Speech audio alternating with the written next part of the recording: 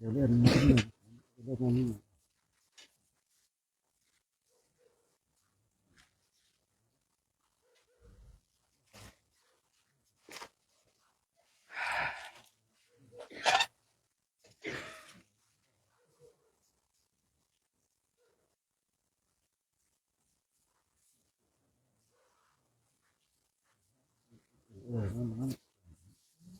นั่นค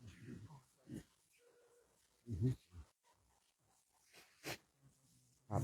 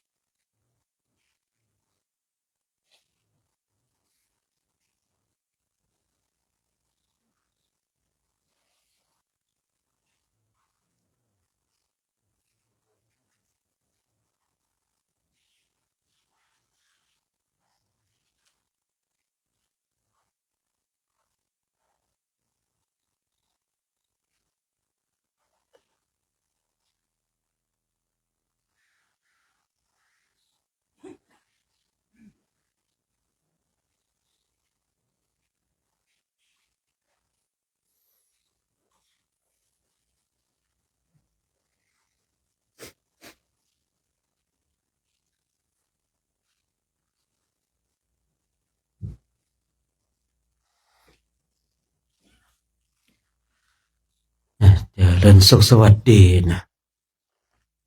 โยคาวจรเจ้าทั้งหลายผู้ที่กำลังแสวงหาความจริงผู้ที่กำลังจะข้ามโอคาล่วงพ้นบ่วงทุกข์แห่งมารผู้ที่เห็นภัยในวัฏฏะผู้ที่ไม่อยากเกิดไม่อยากแก่ไม่อยากเจ็บไม่อยากตายจึงผลักดันตัวเองมาฝึกฝนมาอบรมเส้นทางของอริยมรรคเป็นเส้นทางที่ต้องไปแต่เพียงผู้เดียวจะหอบลูกจูงหลานแบกทรัพย์สมบัติแบกหน้าที่ยศตำแหน่งไปใครแบกมากก็ไปไม่ถึงของที่แบกก็จะทับบุคคลนั้นตายก่อนแต่ถ้าใครไม่แบกบุคคลนั้นก็ไปถึงจุดหมายปลายทางอย่างแน่นอนการที่เราได้ออกบวชปวชการที่เราได้ออกบวชเป็นการที่จะทำให้เรานั้นมีโอกาสมากมีเวลามากมีโอกาสมากมีเวลามากกว่าคนโดยทั่วไปเพราะว่าเราไม่ต้องไปทำสิ่งอื่นๆเหมือนกับฆราวาสญาติโยมเพศของนักบวชจึงเป็นเพศที่สูงส่งเพศของนักบวชเป็นสัญลักษณ์แห่งความสุขเพศของนักบวชจึงเป็นเพศที่ควรค่าแห่งการเดินตาม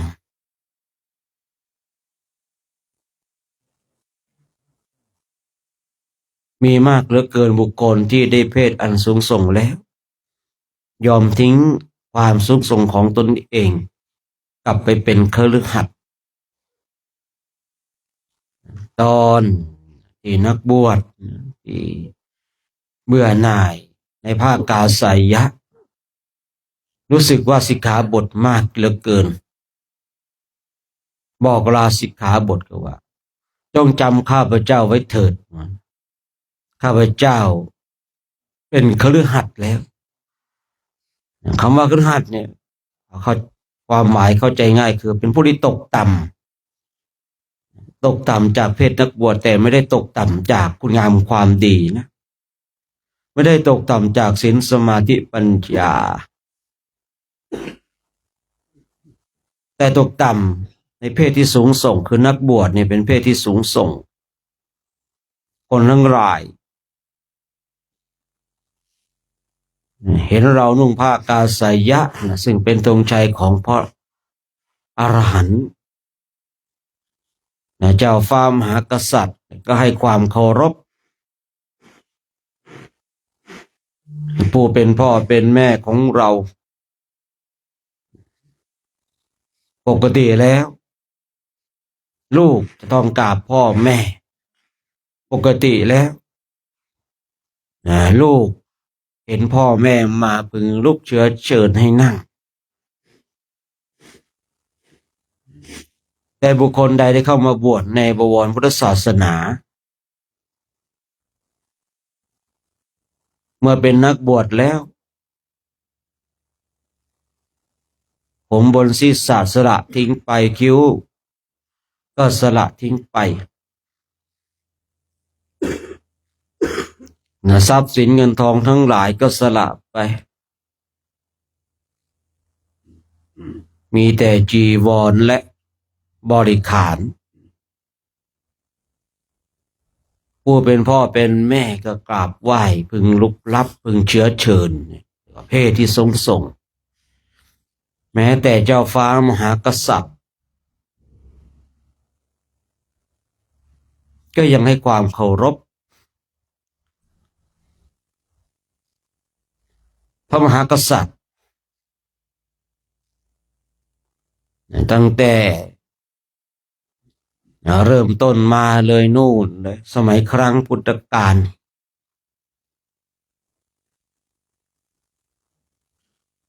เอาในต้นพุทธกาลเนี่ยก็มีความเลื่อมใสศรัทธาในบวรพุทธศาสนามีความเลื่อมใสเป็นผู้อุปถัมภ์พระพุทธศาสนาให้เจริญรุ่งเรืองพระเจ้าพิมพิสารก็ดีเจ้าโกศลก็ดีพระเจ้าชาติศัตรูก็ดีพระเจ้าอุเทนก็ดีพระเจ้าสุทโธทนะก็ดีพระมหากษัตริย์ในสมัยต้นพุทธกาลเป็นผู้ที่ปกครองแว่นแคว้นทั้งหลายแม้แต่พระเจ้าลิบชวีที่อยู่แคว้นไวสาลีเวสาลีเยอะเหลือเกินนะในสมัยต้นพุทธกาลมาในยุคปัจจุบันเป็นความโชคดีนะอันนี้ต้องยกว่าเป็นความโชคดีนะที่ในฝ่ายของประเทศไทยมีพระมหากษัตริย์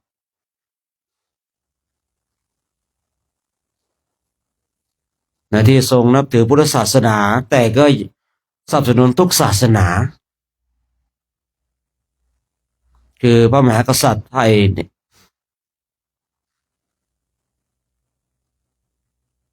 นับถือพุทธศาสนาแต่ก็สนับสนุนทุกศาสนา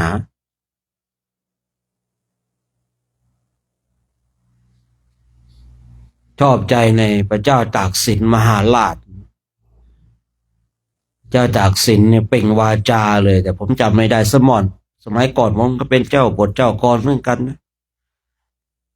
ในช่วงหลังนี่มันเจ้าบทเจ้ากรมันก็หายไปแล้ว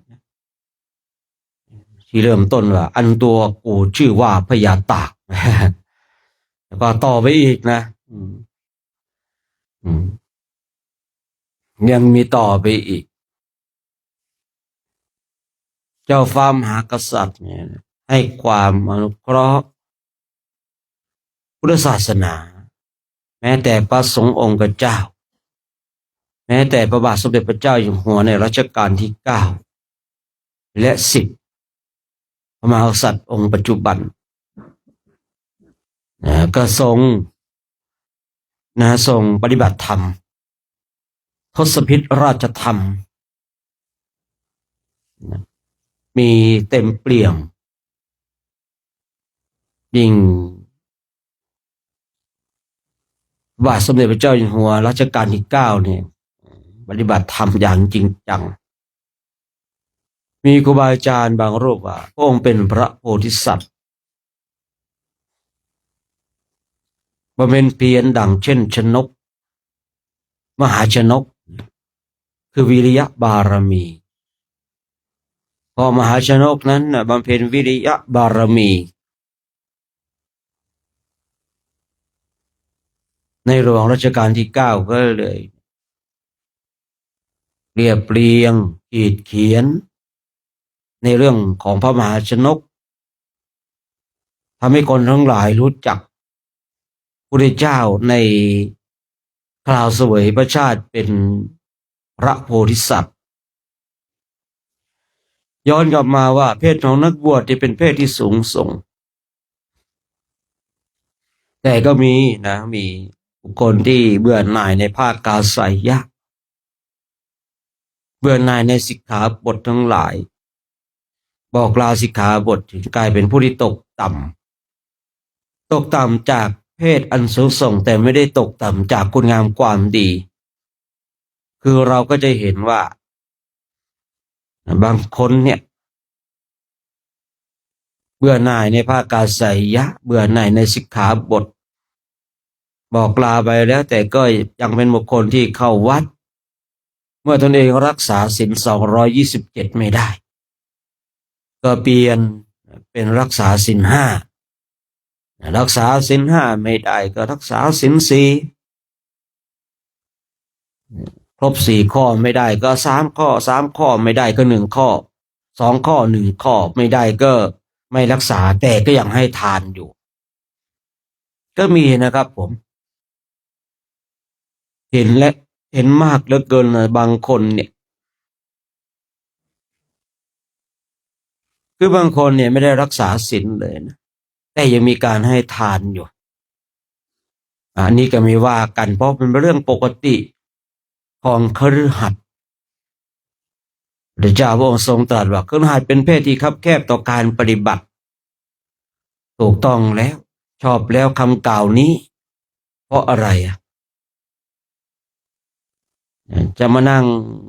หายใจเข้าพุทหายใจออกโทจะมานั่งท้องพองท้องยุบ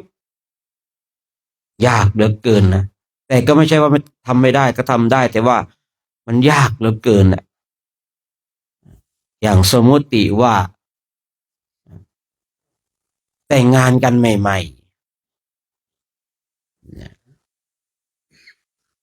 ๆแต่งงานกันใหม่ๆจะมานั่งท้องพองท้องยุบหายใจเข้าพุทหายใจออกโทเนี่ยเมียสะกิดกับพองหนอยุบหนอไงล่ะผัวสะกิดกับพุทโธหนอพุทโธเนี่ยผัวก็ไปมีกิ๊กเมียก็ไปมีกิ๊กนะสะกิดแล้วไม่สนองตอบไปแกนะในเรื่องมันยุ่งนะยิ่งถ้ามีลูกแล้วเนี่ยไปกันใหญ่เลยนะจะมานั่งหายใจเข้าพุทหายใจออกโทเนี่ยเดี๋ยวลูกก็ร้องนะเป็นไข้ไม่สบายบ้างไม่มีตังค์ซื้อนมบ้างโอ้ยเรื่องมันยุ่งเหลือเกินก็เลยเป็นเหตุให้ว่าคารวะหรือคฤหัสถ์เนี่ยเป็นเพศที่คับแคบต่อการปฏิบัติแคบมากเลยนะบุคคลที่ออกปฏิบัติได้หรือว่าบุคคลที่อยู่ที่บ้านแล้วปฏิบัติได้เนี่ยถือว่าสุดยอดเลยนะถามว่า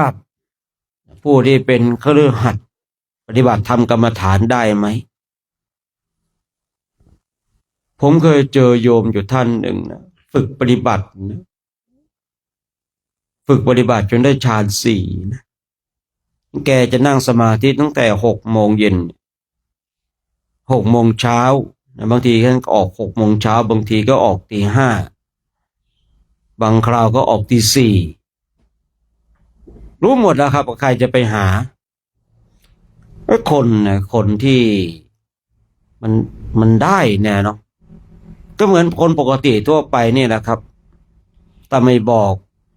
ใครเขาก็ไม่รู้หรอกนอกจากคนที่มีญาณอย่างรู้ด้วยกันเอง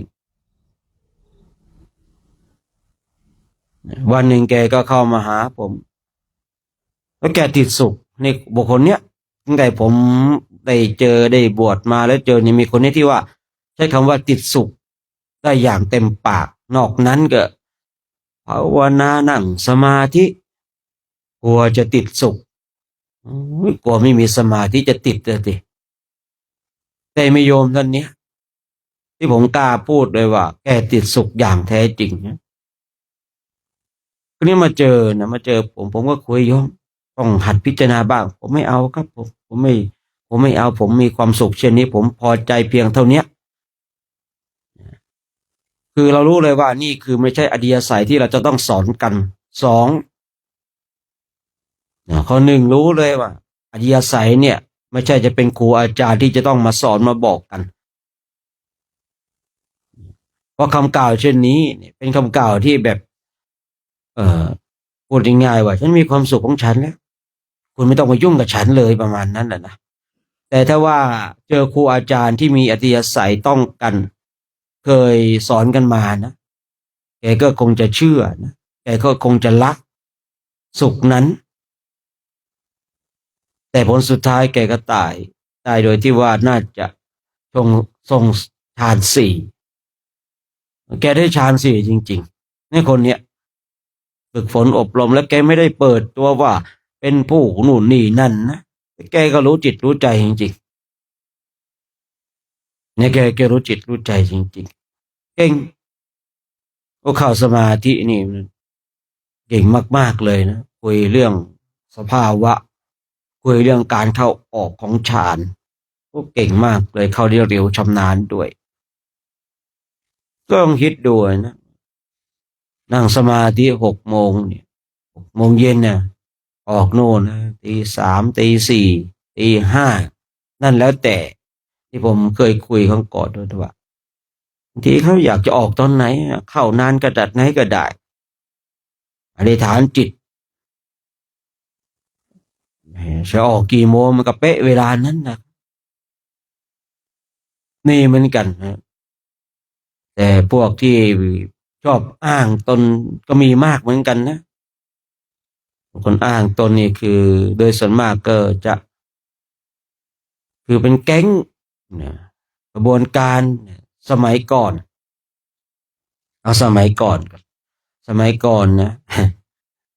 พวกกันนี่แหละนะพวกกันนี่แหละสมัยก่อนมันไม่ได้มีโทรศัพท์อะไรอย่างนี้ใช่หรือเปล่าอืมมันมีวอลครับวิทยุสื่อสารนั่นก็จะให้ลูกศิษย์ของตนเองอ่ะไปอยู่ที่หน้าประตูอยู่ไกลๆเลยนะแต่ไม่พ้นแต่ให้อยู่ในอาณาเขตของสัญญาณวอลพอรถใครเข้าวัดปุ๊บรายงานอาจารย์เลยนะว่ารถหมายเลขสีขาวเลขทะเบียนนั้นนี่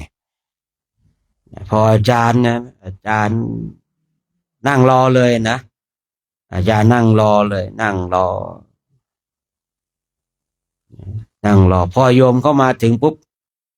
เรานั่งรอท่านนานแล้วเนี่ยเรารู้แล้วว่าท่านจะมาวันนี้เรานั่งรอนานแล้วอันนี้คือกระบวนการของการหลอกลวงนะเรานั่งรอท่านนานแล้วบางทีผมก็เห็นบางทีก็รู้ว่าบางทีโยมเขามาคุยบางสิ่งบางอย่างให้ฟังเราก็บางอย่างเขาก็ศรัทธาอยู่เราไม่อยากไปขัดศรัทธาเขานี่ปิติเขากำลังเกิดไม่อยากทำให้ปิติของเขาเนี่ยหายไปนะทีนี้โยมก็โอ้ยพระท่านรู้ใจเนี่ยท่านรู้นี่ว่าเราจะมาไงนะป้ายทะเบียนเนี่ยป้ายทะเบียนรู้สึกมันไม่ดีนะ เนี่ยเริ่มแล้วป้ายทะเบียนไม่ดีแล้วนะทีเนี้ยคนถูกทักว่านั่งรอนานแล้วแล้วคนที่มาก็เห็นว่านั่งรอจริงๆอย่างเงี้ยนะมาถูกป้ายทะเบียนนี้ใช่ไหมใช่โอ้โหขนาดนั่งอยู่ตรงนี้ยังรู้เลยนะว่าป้ายทะเบียนอะไรเนี่ยแล้วต้องทำยังไงครับเนี่ยเอาแล้วกระบวนการหลอกมาแล้วกระบวนการหลอกมาแล้วไปมาก็เป็นแก๊งนั่นนะชอบใจนะชอบใจอยู่ท่านหนึ่งตอนบวชอยู่ลูกศิษย์เนี่ยอายุประมาณสัก80แล้วมั้งนะ80แล้วตอนบวชเป็นพระเดินไม่ได้นะลูกศิษย์ต้องคอยเข็นคอยอะไรคอยหนุนนี่นั่นนะวันหนึ่งถูกธิดาของพญามารเข้ามาถูกหญิงอายุ18พาศึกไปนะพาศึกไปก่อนตอนที่ตัวเองบวชอยู่นะลูกศิษย์ลูกหาเนี่ยวินทานั่งรถเข็นคือทำสารพัดช่วยเหลือสารพัดเลยดุจเทพเจ้านะแต่ว่าบางทีไม่ใช่ของจริงเนาะอยู่ที่การหลอกลวงกรรมวิบากที่ดามานก็เลยพาไปเมื่อธิดาพญามารพาไปปุ๊บเนี่ยตนเองเนี่ยไปดูแลอีหญิงเด็กหญิง18เนี่ยเหมือนกับตอนที่ลูกศิษย์ของตนเองดูแลเลยนะดูแลอย่างดีเลยก่อนหน้านั้นตัวเองเนี่ยทำดุจเดินไม่ได้แต่ก็เดินได้นะแต่ก็ทำเดินไม่ได้คือบางทีก็เรียกคะแนนสงสารกระบวนการของการหลอกลวงนี่นะคือหลอกคนเนี่ยไม่ใช่ยากเรื่องในยุคปัจจุบันนี้นะแต่หลอกแล้วมีกรรมวิบากติดตามมานี่คือสาระสำคัญนี่คือสาระสำคัญนะคือหลอกคนยิ่งถ้าเราเป็นนักบวชเนี่ยจะหลอกคนให้มันเรื่องง่ายท่านทั้งหลายแต่ท่านทั้งหลายพึงระลึกนึกถึงกรรมที่จะติดตามมาด้วยนะคนเนี้ยที่80เนี่ยนะก็เจอกรรมวิบากที่ดาพยามารหลอกตังจนหมดนะพอหมดแล้วก็ที่ดาพยามารก็หนีทิ้งนะครับโอ้มัน18กับ80นะเนาะมันคิดดูนะผมเคยเข้าไปถามปู่บางองค์นะอยากศึกไหมปู่เนี่ยถ้าเจอสาวๆก็ศึกเหมือนกันแหละว่ากันนะกิเลสเนี่ยมันไม่ได้แก่ตามอายุนะประมาทไม่ได้ท่านทั้งหลายเนี่ยทิ้งการปฏิบัติธรรมกรรมฐานเนี่ยมันทำให้เราหลุดออกจากเพศอันสูงส่งได้นะถูกต้องแล้วนะที่เรามาฝึกกันเนี่ยมาเดินมานั่งวันนี้เราอาจจะไม่เห็นคุณค่าสมัยก่อนเองผมไม่เห็นคุณค่าที่ครูบาอาจารย์เกี่ยวเข็นเลยนะใจของเราเกิดอคติเนี่ยผมเนี่ยถูกครูบาอาจารย์ด่าถูกครูบาอาจารย์ไล่ไม่ไปนะเพราะอะไรเพราะเรารู้ว่าอยู่ตรงไหนแล้วคุณธรรมของเรามันเกิดในสมัยก่อนผมว่าเป็นผู้แสวงหาครูอาจารย์ได้ข่าวตรงไหนเป็นพระอรหันต์ไปหมดแล้วครับนะไป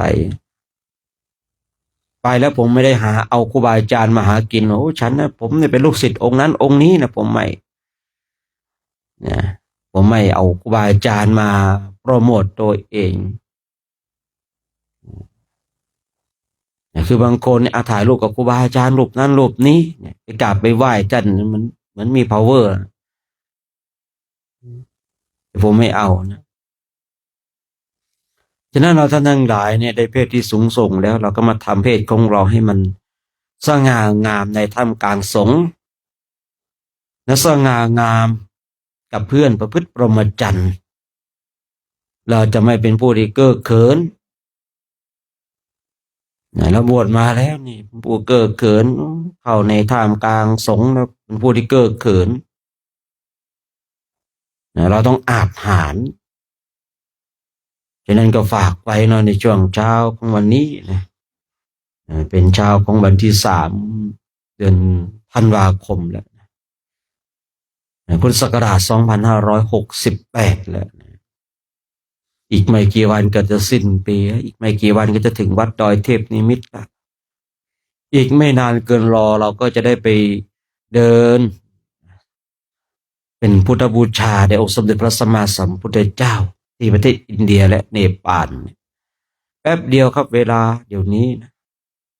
แป๊บเดียวเวลาไม่นานฉะนั้นเช้าวันนี้ก็คงจะได้เวลาเนาะ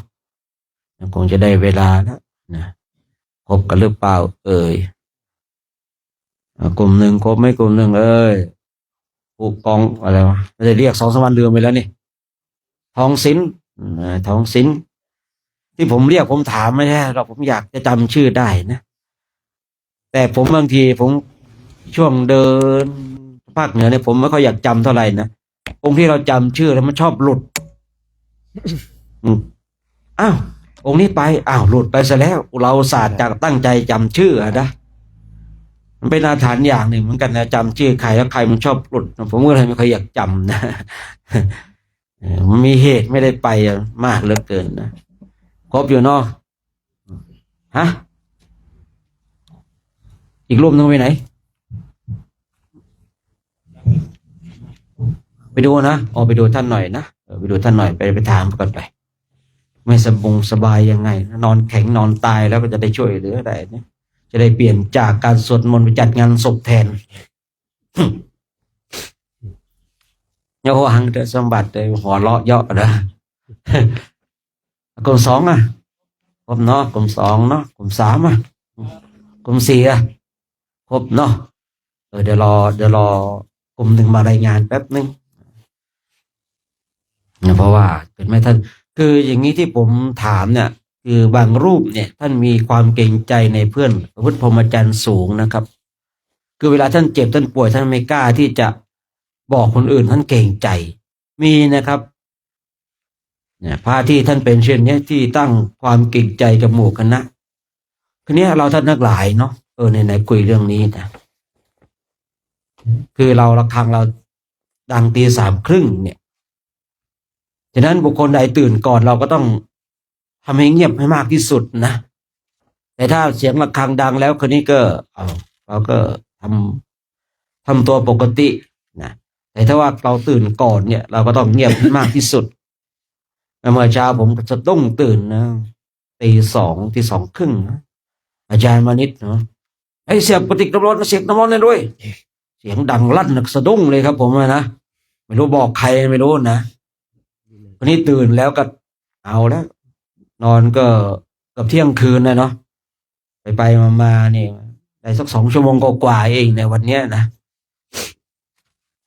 เมื่อคืนได้2 ชั่วโมงกว่าเองนะพลังคือเราปกตินะคือถ้ามันมีเสียงเงียบๆเนี่ยมันก็จะตี 3มากับเฮ้ยเสียงกระติกรอด้วยนะแกเสียงดังด้วยเนาะคนหูตึงนะคุยเสียงดังครับลงตื่นเมื่อคืนก็เลยได้2 ชั่วโมงกว่าเท่านั้นเองนะเมื่อคืนเลิกไปแล้วก็ทำมันก็แก๊กอยู่ในเต็นท์อยู่รูปเดียวนะก่อนนั้นก็นั่งสมาธิเมื่อคืนก่อนนั่งหลับเลยครับนะนั่งในเต็นท์นะตื่นมาน้ำลายไหลเลยครับผมเดี๋ยวหลับเป็นนิดนึงนะมันใช้ร่างกายมันต้องการพักอย่างเต็มที่นะว่าไงครับ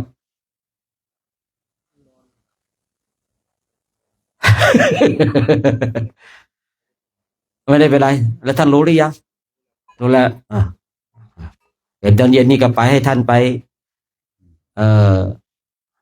อันนัดก็แล้วกันเนาะอันนัดรูปเดียวกับพังเพราะอยู่เดี๋ยวอาจจะหาเพื่อนให้เนาะชดเชย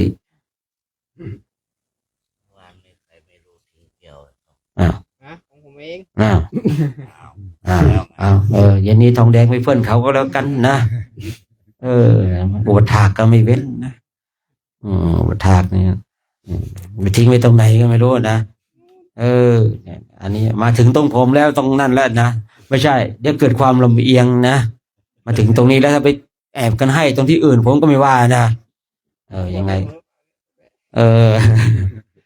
อย่างนี้ก็ไปด้วยทองแดงไปเพื่อนเขารูปไหนก็ไม่รู้นะที่นั่นแล้วเพื่อนผม ผม เพื่อนด้วยกันด้วย เพื่อนกันพอดีไปเพื่อนกันก็ดีนะบำเพ็ญบารมีสวดวันนี้สั้นนะครับผม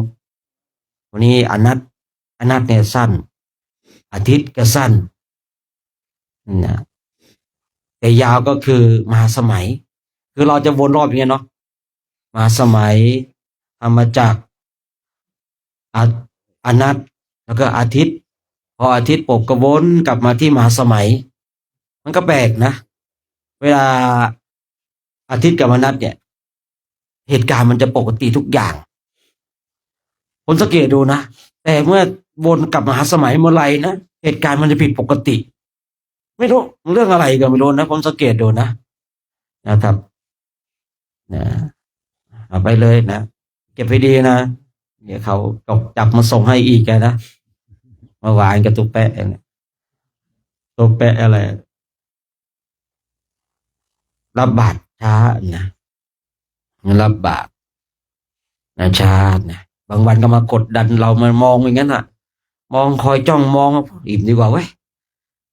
เมื่อวานนะฉันจนเกือบหมดบาทแต่ยังไม่มาเลยนะอ้าวแต่ท่านที่มาทีหลังก็ว่ากันไปเนาะปล่อยท่านได้ทำหน้าที่ของท่านเดี๋ยวเราก็สวดมนต์กันวันนี้วันนี้ใครเนี่ยหลวงตาเพ่งครับหลวงตาเพ่งนะนี่มนต์หลวงตาเพ่งนะพากันสวดมนต์หน่อย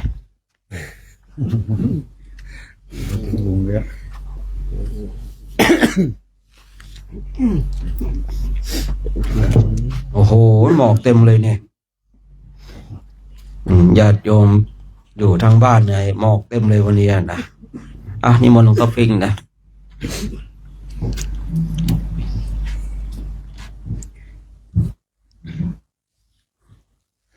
ขอกราบพระวะ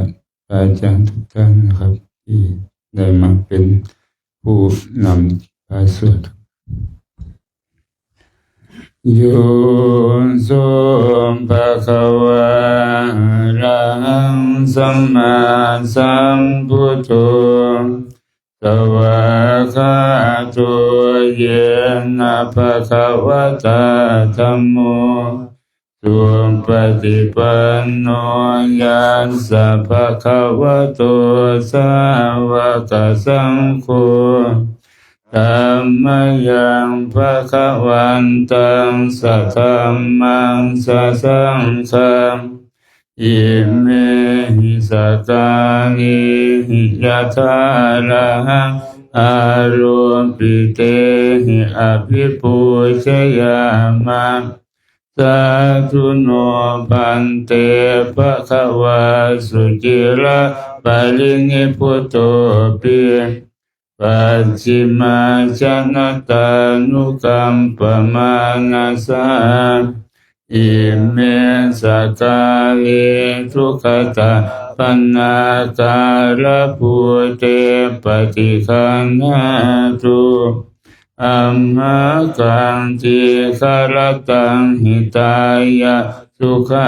ยะอะระหังสัมมาสัมพุทโธภะคะวะ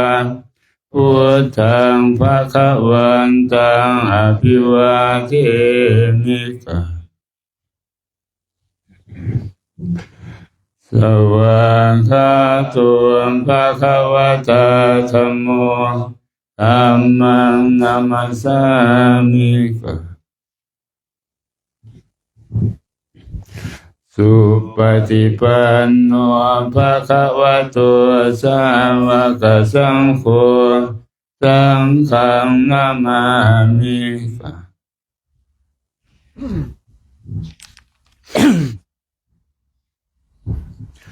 อัน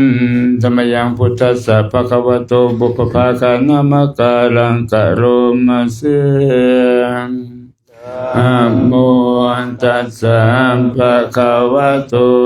อะระหะโตสัมมาสัมพุทธัสสะนะโมตัสสะภะคะวะโตอะระหะโตสัมมาสัมพุทธัสสะนะโมตัสสะภะคะวะโตอะระหะโตสัมมาสัมพุทธัสสะ อันตมยังพุทธาภิตุติงกโรมาเสโยโสตถาคตอะระหังสัมมาสัมพุทโธวิชาจารณะสัมปันโนสุขโตโลกวิทูอนุตตรปุริสธรรมสารติสัทธาเทวมนุษย์สานังพุทโธภควาโยอิมังโลกังสเท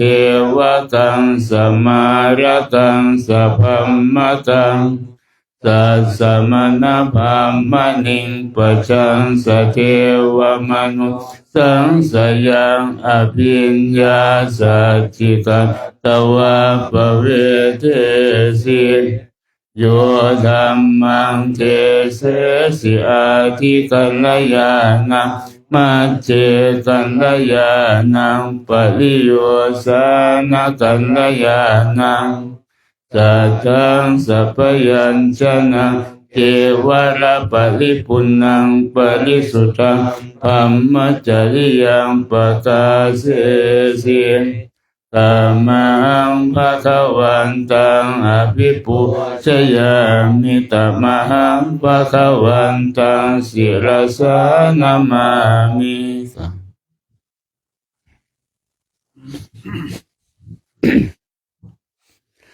อัน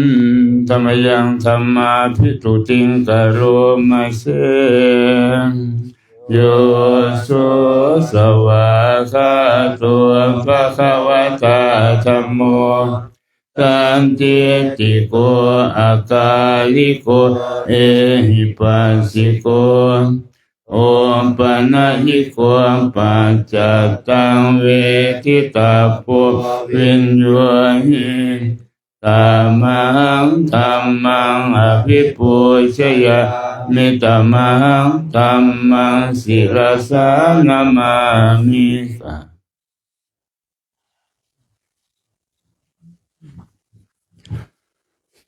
อัน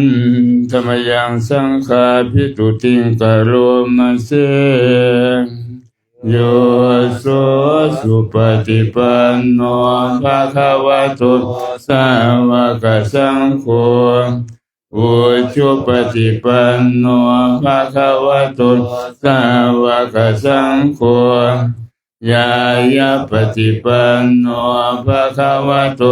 สาวกสังโฆสามีจิปฏิปันโน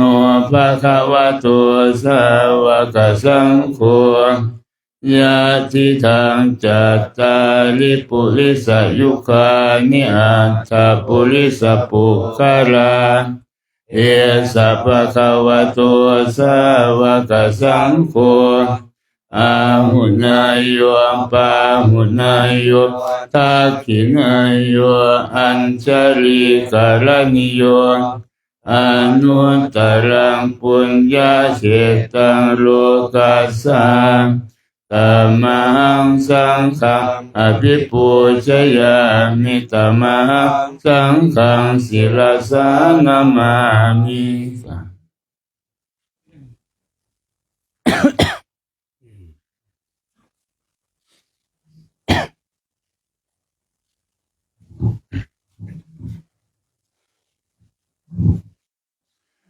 อันธรรมยังรัตนตยปนามคาทาโยเจวะสังเวคปริจิตนาปทัญจะปนามาเสพุทโธ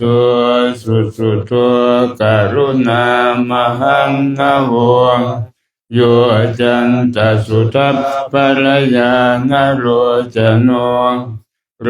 กัสสะปะปุปจิเลสะคาตะโกวันธามิพุทธังอะหัมาทะเลนะตังธัมโมปฏิโปวิยตัสสะสัตถุโนโยมัคคปะกามัตเพทะพินนะโกโรกุตตะโรโยจัตตะทัตถิปโน วันทามิธัมมังอหมาทะเลนะตังสังโฆสุเกตาปยติเกตาสัญญิโตโยทิตาสันโตสุขตานุโพธโกโรรัปปหิโนอริโยสุเมธโสวันทามิสังฆังอหมาทะเลนะตังอิเตวะเมกันตปิปูสเนยกังวัตถุตยังวันตยตาปิสังขตังปุญญังมายายังมะมะสะปุปันตวามาหุนตุเวตัสสะปะภาวะสิทธิยาอิตาตถาคโตโลเกอุปันโนอะระหังสัมมาสัมพุทโธธัมโมจะเทสิโตนิยานิโกอุปสัมมิโกปรินิพพานิโกสัมโพธคามิสุขตัปปะเวทิโตมายันตังธัมมังสุตวาเอวังชนะมาชาติปิทุกขาชราปิทุกขามรณะปิทุกขังโสกปริเทวทุกขโทมนัสสุปายาสาปิทุกขังอภิเยหิสัมปโยโคทุโคปิเยหิวิปปโยโคทุโคยังปิตังนรปฏิตังปิทุกขังสังคิเตนะปัญจุปาทานขันธาทุกขังเกยติทังรูปุปาทานขันโทเวทนุปาทานขันโทสัญญูปาทานขันโทสังขารูปาทานขันโทวิญญาณุปาทานขันโทเยสังปริญญายาธารมาโนโสภะคะวา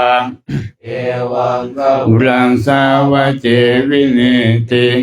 เอวังภาคาจัปนัสสะภะคะวะโตสาวะเกสุอนุสาสนิพหุราภวัตติรูปังอนิจจังเวทนานิจจาสัญญานิจจาสังขารานิจจาวิญญาณังอนิจจังรูปังอนัตตาเวทนานัตตาสัญญานัตตาสังขารานัตตาวิญญาณังอนัตตาสัพเพสังขารานิจจาสัพเพธัมมาอนัตตาติเตมยังโอตินามหาชาติยาชรามรณะนะโสเจหิปริเทเวหิทุกเขหิทุมนาเสหิอุปายาเสหิทุกโขตินาทุกขปะเลตาอเปวนามิมาสเกวราสตุขังขันทัสสะอันตกิริยาปัญญาเยธาติ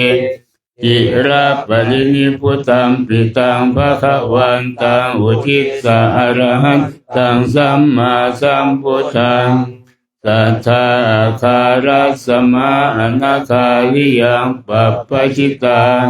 ตัสมิงภคะวติปัมมัจจริยังจรามาภิกขุนังสิกขาสาสิวะสมาปันนาตังโนภัมมัจจริยังอิมาสเกวราสตุขังขันทัสสะอันตกิริยายะสังวัตตุติ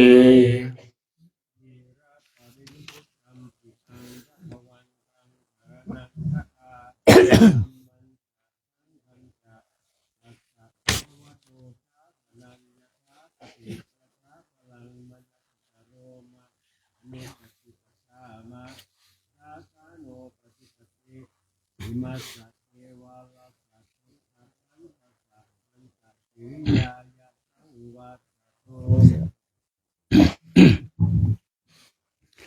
อันธรรมยังตังคณิกาปัจเจเวคณะปะทังปนามาเสป ฏิสังขารโยนิโส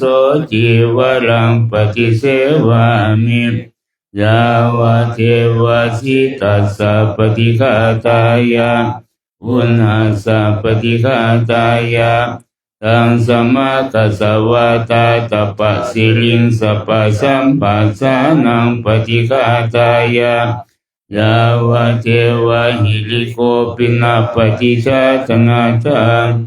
ปฏิสังขารโยนิโสปินทปาตังปฏิเสวามิเนวตวายนะมัทายนะมันตนายนะวิภูสนายะยาวะเทวะอิมัสสะกายัสสะทิฏฐิยายะปนายะวิหิงสุปรติยะธัมมจริยานุขายะ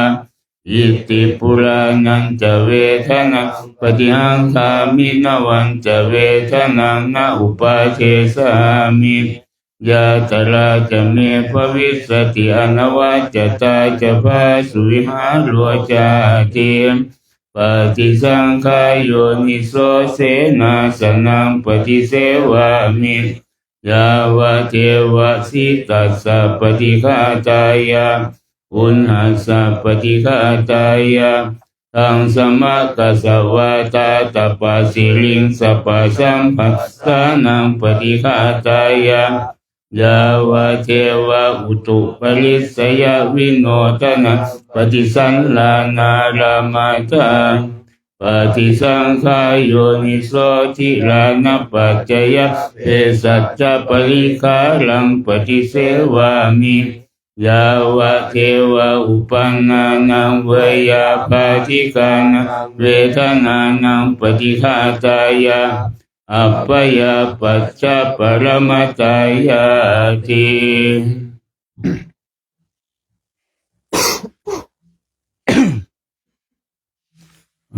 เป็นหน้า52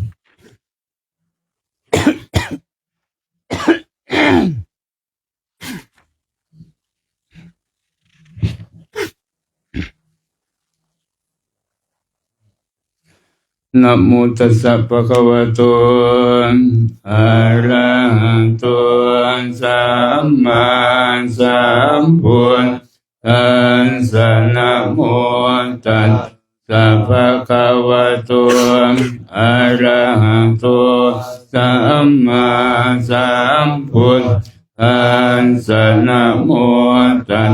สะภะคะวะโตอะระหะโต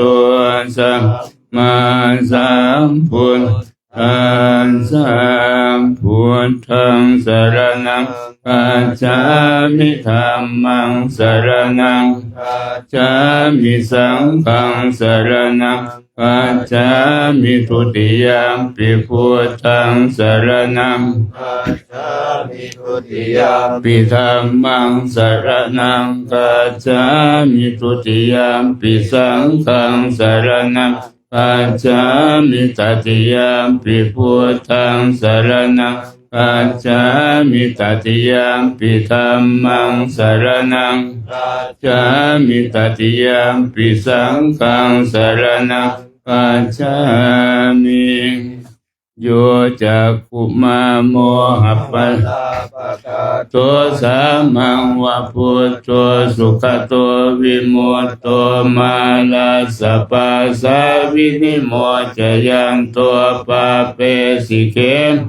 จนะตังวินัยยังพุทธังวรันตังศิรสานามามิโลกัสสนะขันจะวินัยกันจะตันเตชะสาเตชยสิทธิโหตุสัพพันตรายะจะวินาสเมนตุธรรมโมทัจโจโยวิยตาสสะตุทัสเสสิโลกัสสวิสุทธิมังคังนิยานิโกธรรมทราสตาลีสัตาวะโหสันติกโรสุจินโนธรรมังวรันตังศิรสานามามิโมหัปปทารา รังอุปสันตถาหังเตชะสาเตชะยสิทธิโหตุสัพพันตรายาจะวินาสเมนตุสัทธัมมเสนาสุขตานุโคโยโรอุปจิเลสเจตาสันโตสยังสันตินิโยชโกจะสวาคาตธรรมังวิริตังกโรติสังฆังวรันตังศิลสานามามิพุทธานุพุทธังประทิทิงตันเตชะสาเตชะยสิทธิโหตุสัพพันตรายาจะวินาสเมนตุนะโมอะระหะโตสัมมาสัมพุทธัสสะมะเหสิโนนะโมพุทธมธัมมัสสะสวะตาเสวะเตนิทนะโมมหาสังฆัสสะภิวิสุทธิ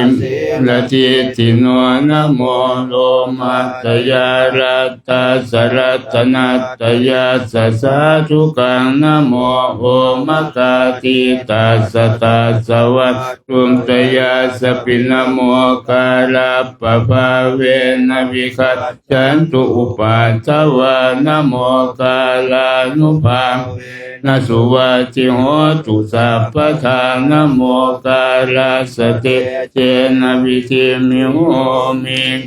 เตสวะปะหุงเทวามนุสสาจะมังครานิอจินตยุงอากังขมนาโสธานังพรูหิมะคารมุตตมังอเสวนาจะภารานังปันติตานันจะเสวนาปูชาจะปูชนียานังมังคารมุตตมังปฏิรูปเทสวาโสจะปูเพจะกตปุญญาตาอาตสัมมาปณิทิจะเอมมังคารมุตตมังพาหุสัจจันจะสิปัญจะวินโยจะสุสิกสุภาสิตาจะยาวาจาเอตัมคารมุตตมังมาตาปิตุอุปัฏฐานังพุทธทาราสสังฆโหอนาคุราจะกัมมันตังมังคารมุตตมังทานันจะธรรมจริยาจะยาตกานันจะสังฆโหอนวัชจานิกัมมานิเอมังคารมุตตมังอาลติวิรติปาปามาจะปานาจะสัญญโมอัปปมาโทสุเอตัมมังคารมุตตมังคารโวจะนิวาโตจะสันตุติจะกตัญญุตากาเรนะธัมมาสวนังธัมมังคารมุตตมังขันติจะโสวจัสสตาสมนังสนังกาเลนะธัมมัจจกัจจายธัมมังคารมุตตมังตโปจะพัมมัจจริยัญจะอริยสัจจานัทาสนังนิพพานาสัจจิกิริยาธัมมังคารมุตตมังทาสโรกธัมเมหิจิตตังยาสนกัมปติอโศกังเขมังเอตัมมังคารมุตตมังเอตาทิสานิกาตวานะสัพพัทธมาปราชิตาสัพพัทธโสติงคาชันจิตาเตสังมังคารมุตตมันเต ยานิทัพพุตานิสมาคตานิภูมานิวายานิวะอันตริเกสัพเพวะพุตาสุมนาภวันตัวโตปิสักกัจจสุนันตุภาสิตังมหิพุตานิสาเมตสัพเพเมตังกโรติวะ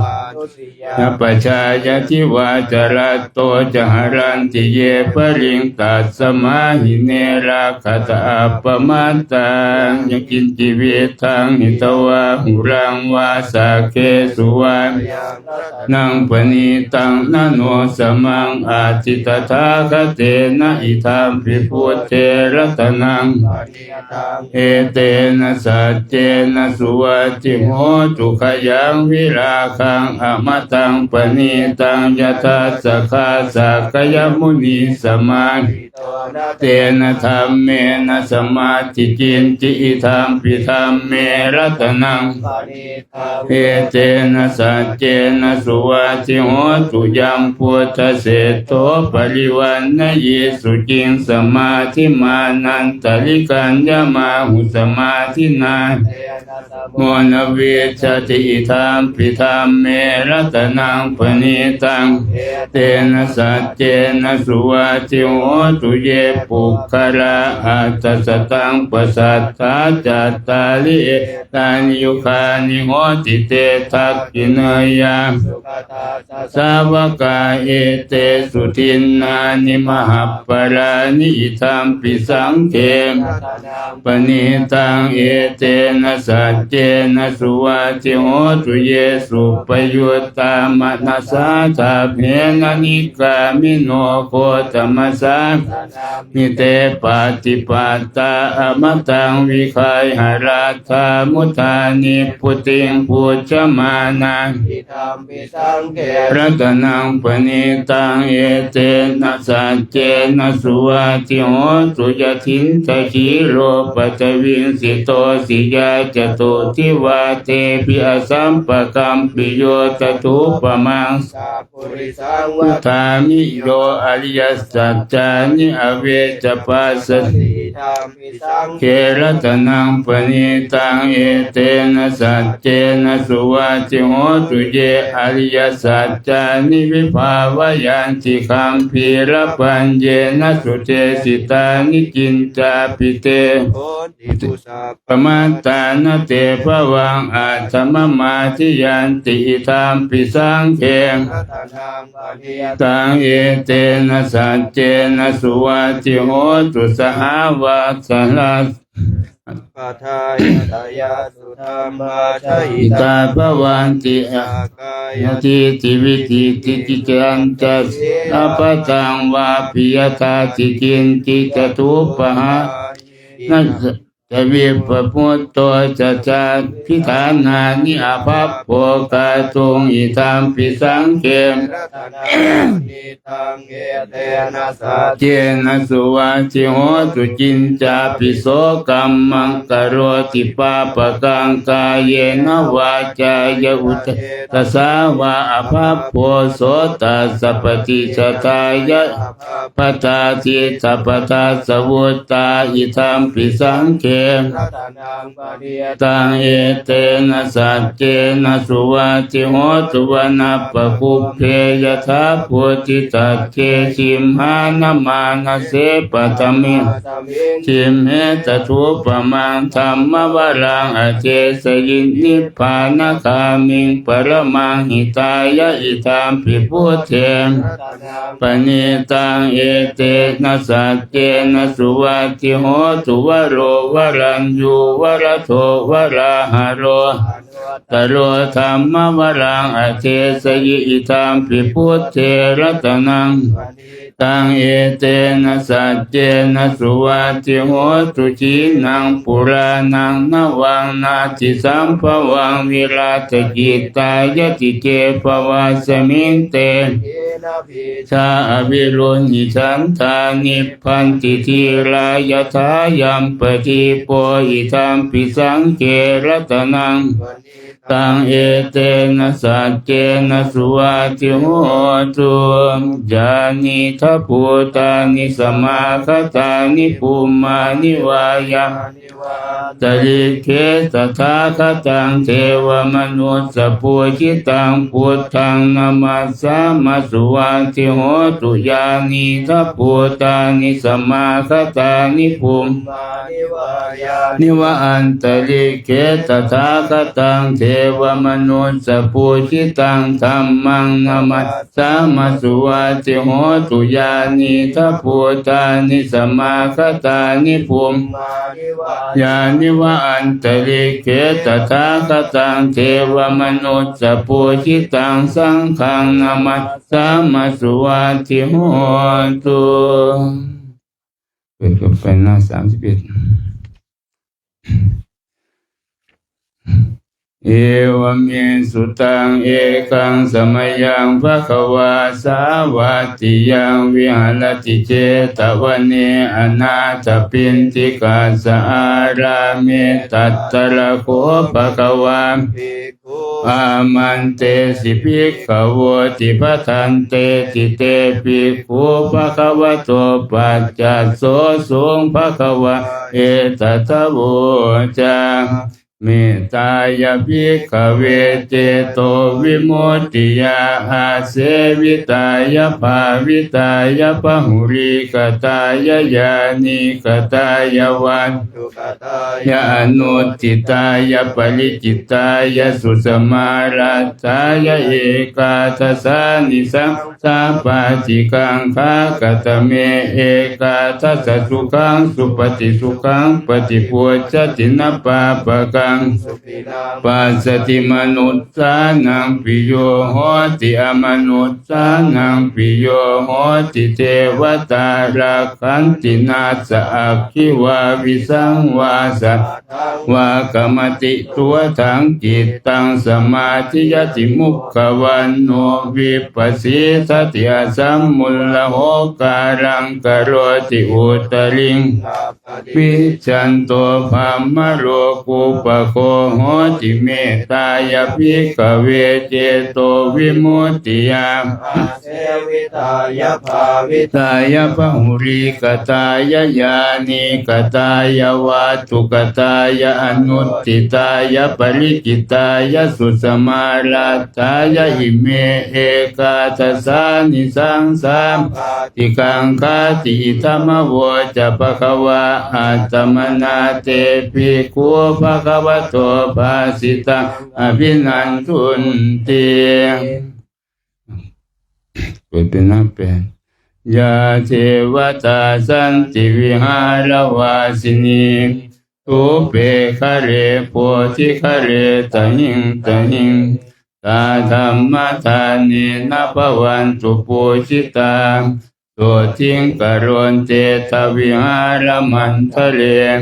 เทราจมัจจานวกาจะภิกขโวสารามิกาธานปฏิอุปาสกาคามาจะเทสานิคมาจิสราสัปปานภูตาสุขิตาภวันตุเตชาราพุชาเยปิจาอันตสัมภวัง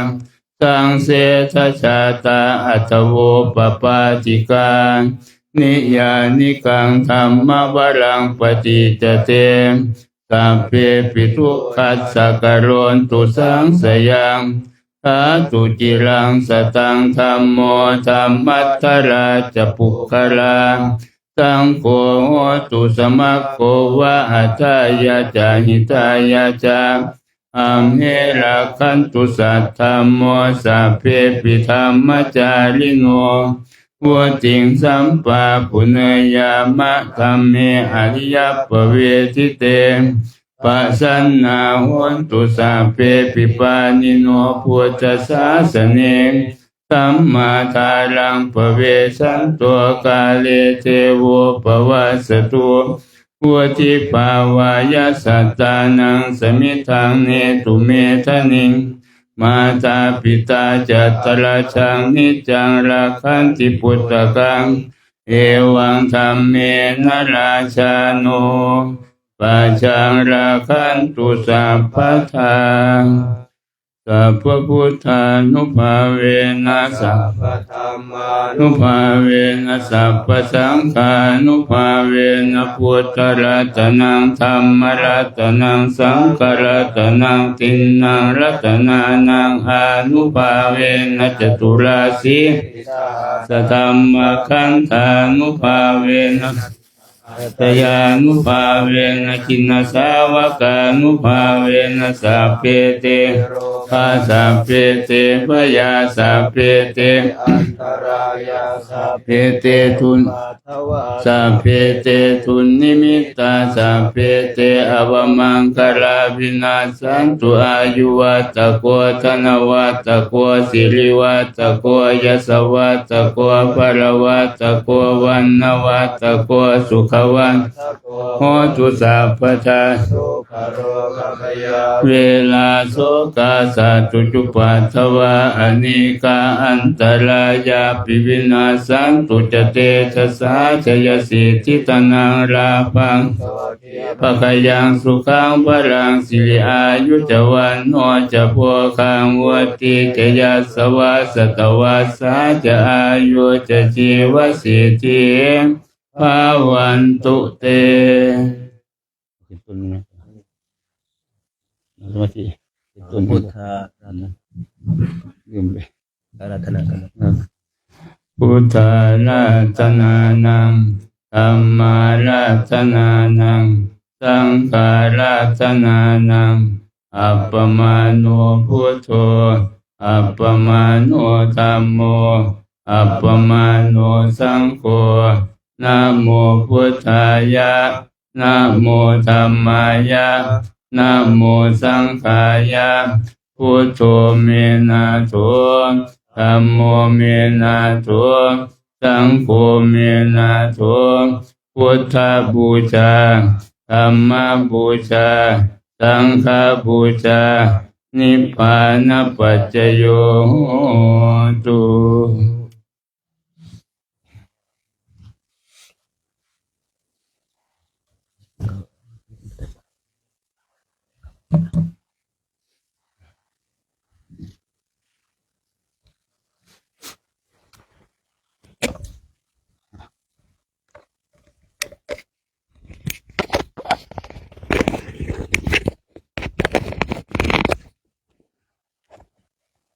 จีวรหนึ่งผืนผ้าสังฆาติหนึ่งผืนก็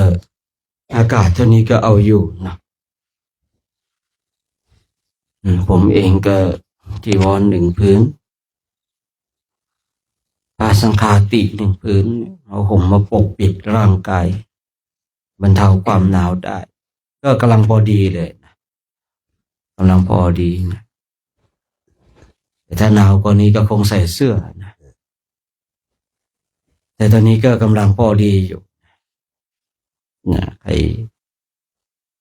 เรามีผ้าสังฆาติกันทุกรูปนะก็เอามาใช้เกิดประโยชน์อันสูงสุดแต่ถ้าว่าใครอุ่นเกินไปแล้วทำให้หลับไหลอันนี้ก็ต้องเอาออกนะถ้าเราอยากเป็นผู้ที่ฝึกตนนะถ้าเราอยากเป็นผู้ที่ฝึกตนต้องสอนต่อสู้ทุกวิถีทางนะการฝึก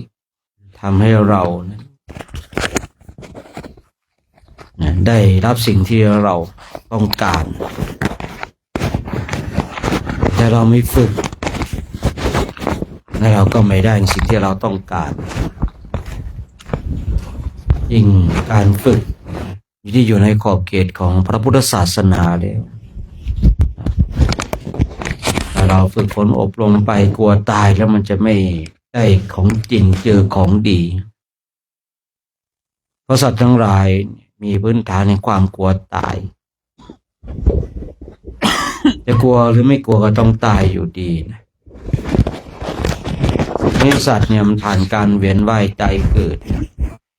สัตว์ทั้งหลายชอบการเกิดแต่ไม่ชอบการตายนะคนเราเลยชอบการเกิดนะแต่ไม่ชอบการตายบางคนเนี่ยพอคุยเรื่องความตายแล้วก็สลดสังเวชใจไม่อยากได้ยินไม่อยากได้ฟังเรื่องราวของความตายไม่อยากได้ยินว่าญาติคนนั้นพี่น้องคนนั้นได้เสียชีวิตไปเราจะอยากได้ยินหรือไม่อยากได้ยินสิ่งเหล่านี้ก็ต้องเกิดขึ้นไม่ว่ากับตัวเราหรือตัวของบุคคลอื่น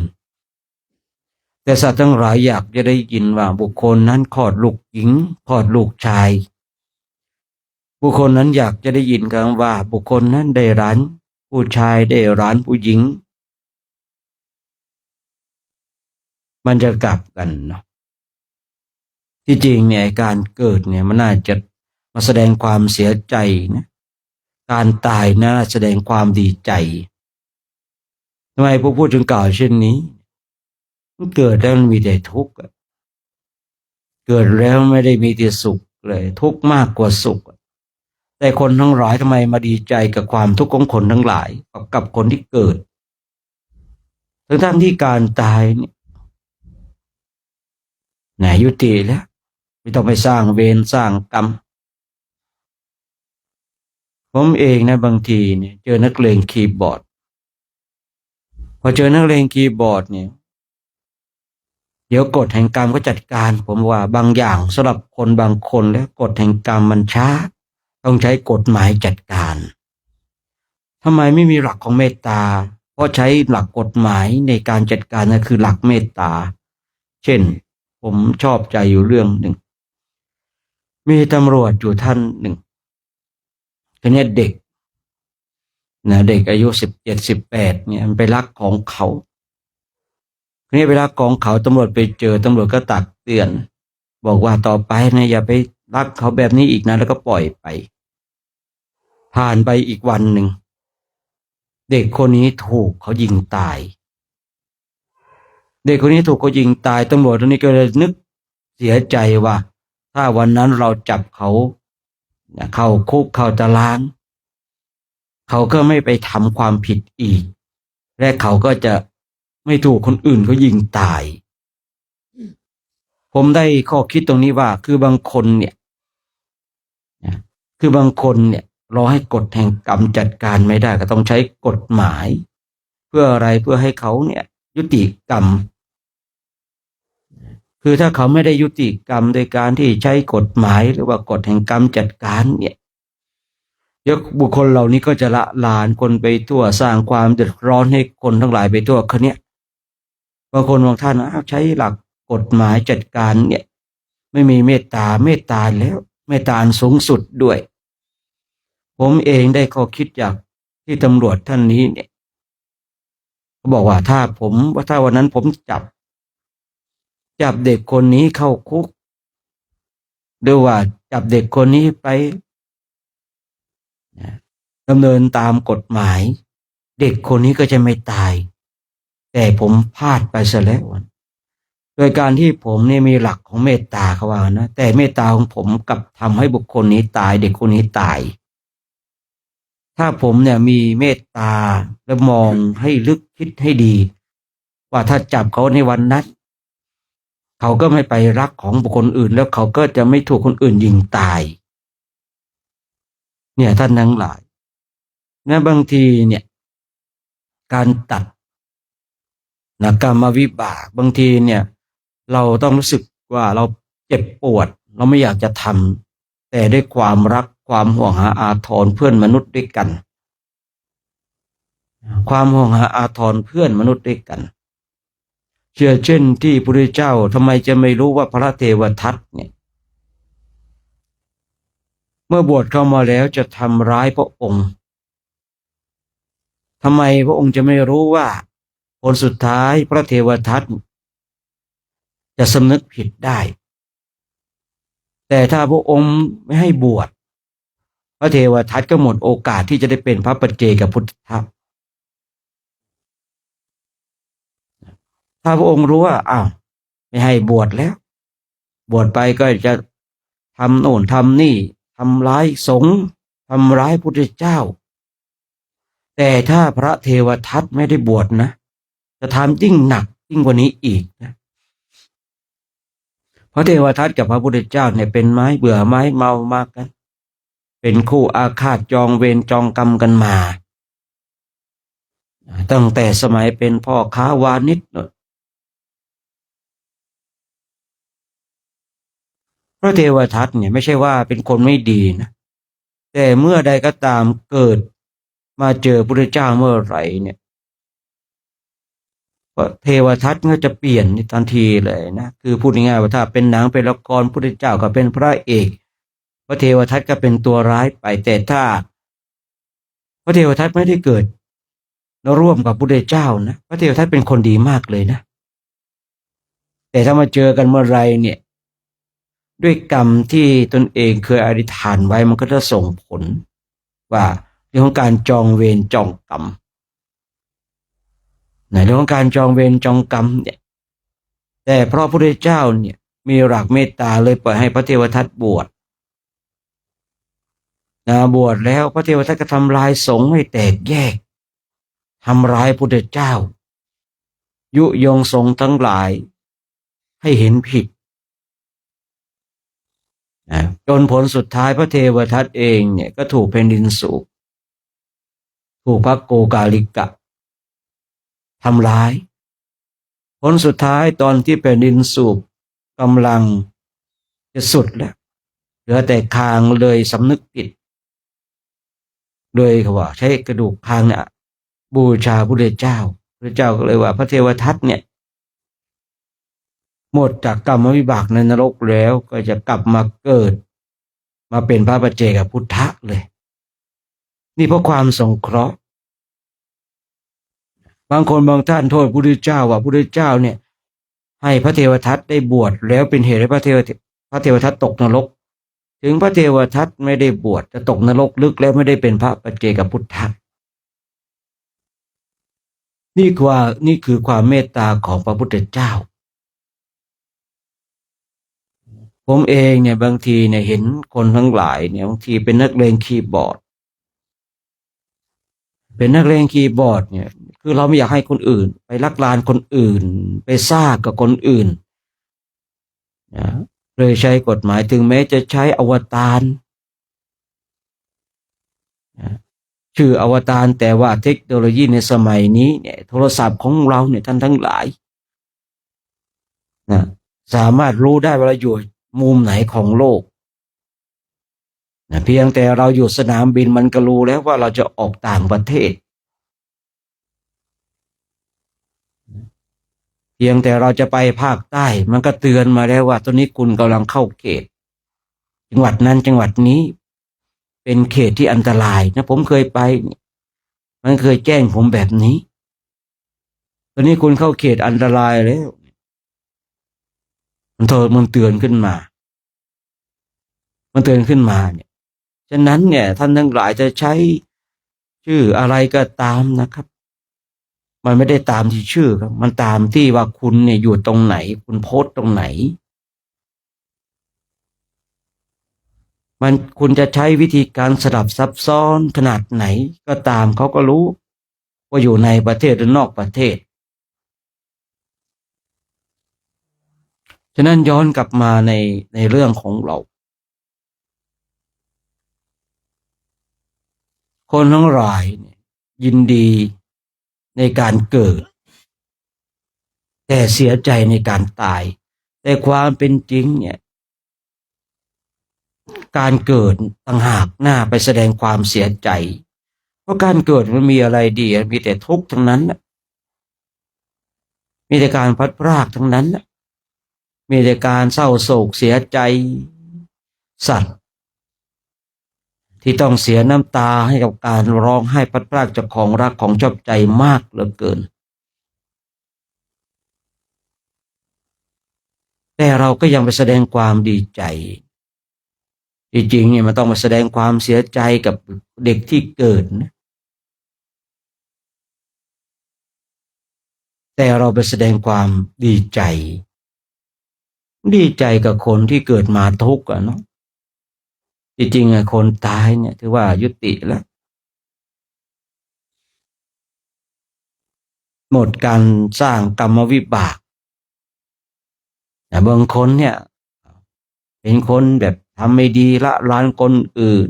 ตายไปก็ดีใจด้วยคุณไม่ได้ทำกรรมต่อแต่คุณได้ไปสวยกรรมวิบากที่คุณได้ทำอย่างแน่นอนแต่คนที่อยู่ในขอบเขตของบุญกุศลตายไปแล้วก็ดีใจด้วย เพราะผลบุญก็จะได้ส่งให้เขาไปสู่สัมปรายภพในภายภาคหน้าอันดีงามเนี่ยการตายเนี่ยการตายเนี่ยมันคือการยินดีน่ายินดีนะแต่คนทั้งหลายบอกว่าการตายเนี่ยเราต้องเสียใจมันต้องเศร้าโศกเสียใจถ้าเรามองหลักของพุทธศาสนาว่าก็เขาไปดีเราจะเสียใจทำไมอ่ะเขาหยุดการทำความชั่วเราจะเสียใจทำไมอ่ะนั่นแสดงว่าเราเนี่ยเห็นคนอื่นไปดีแล้วเราเนี่ยรู้สึกผิดหวังหรือเปล่าหรือว่าเราเห็นคนที่เขาทำความชั่วเนี่ยตายไปแล้วเนี่ยเราเศร้าโศกเสียใจนั่นเราแสดงว่าเรากำลังปกป้องคนชั่วหรือเปล่าอันนี้คือมุมมองในความคิดของผมที่ผมศึกษาในพุทธศาสนาเนี่ยได้เห็นหลักว่าที่จริงเนี่ยการเกิดเนี่ยต้องไปแสดงความเสียใจด้วยไม่ใช่ไปแสดงความดีใจไม่ดีใจกับสัตว์ที่เกิดมาที่จะต้องมาทุกข์ทรมานเราก็แจ้งประจักษ์ในตัวของเราเองว่ามันทุกข์ขนาดไหนเพราะเราเห็นความทุกข์นี่แล้วเราจึงออกบวชกันพอเราเห็นความทุกข์เนี่ยเราจึงทนอยู่ถูกสังคมตราหน้าว่าเราเป็นกาฝากของสังคมถูกสังคมตราหน้าว่าเราเนี่ยเป็นตัวถ่วงของสังคมเนี่ยเราท่านทั้งหลายเนี่ยถูกตราหน้าว่าเป็นกาฝากของสังคมไม่รู้จักทำงานทำการเป็นภาระของสังคมคนทั้งหลายกล่าวเช่นนั้นแต่เราก็ทนให้สังคมเนี่ยดูถูกดูแคลนเพราะอะไรเพราะเราเห็นโทษเห็นภัยในวัฏฏะเพราะเราเห็นโทษเห็นภัยในการเกิดแก่เจ็บตายแล้วต้องมาทนเนี่ยมานั่งหนาวมาเดินร้อนเพราะอะไรสิ่งเราเนี้ยเรากำลังเดินตามพระพุทธเจ้าที่พระองค์ทรงสั่งสอนทำไมผมยังกล้าพูดเช่นนี้องค์ก็รู้เนี่ยเลยอนุญาตผ้าสังฆาติ2 ชั้นเนี่ยเพราะพระองค์เดินไปตามแว่นแคว้นต่างๆพร้อมกับพระภิกษุสงฆ์เห็นพระภิกษุสงฆ์หนาวองค์ก็เลยทดสอบดูก่อนชั้นเดียว2 ชั้นที่จริงเนี่ยในที่จริงเนี่ยผ้าจีวรของเราเนี่ยถ้าเราทบครึ่งจาก1 ชั้นมันก็เป็นกลายเป็น2 ชั้นผ้าสังฆาติมันเป็น2 ชั้นเมื่อเราทบครึ่งมันก็เป็น4 ชั้นพูดง่ายๆว่าผ้าสังฆาติกับจีวรถ้าทบครึ่งกันมันก็กลายเป็น6 ชั้น6 ชั้นนี่ไม่ธรรมดานะท่านทั้งหลาย6 ชั้นนี่ไม่ธรรมดานะ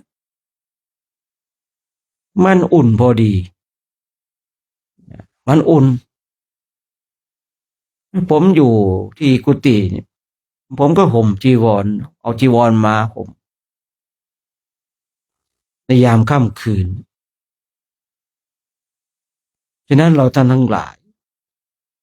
เรากำลังเดินตามพระพุทธเจ้าของเราใครจะว่าเราเป็นกาฝากสังคมใครจะว่าเราเป็นตัวถ่วงของสังคมปล่อยเขาใครจะว่าเราเนี่ยไม่ช่วยเหลือสังคมก็ปล่อยเขาณเวลานี้เรากำลังทำสิ่งที่ถูกต้องผมเองก็สงสัยนะบางทีเรามาทำเช่นเนี้ยออกบวชเช่นนี้เราลองคิดดูถ้าชีวิตของเราเป็นคฤหัสถ์เนี่ยลูกผู้ชายเนี่ยมันต้องมีลายอยู่แล้วมันต้องละลานคนอื่นมันต้องไปรังแกคนอื่นนู่นนี่นั่น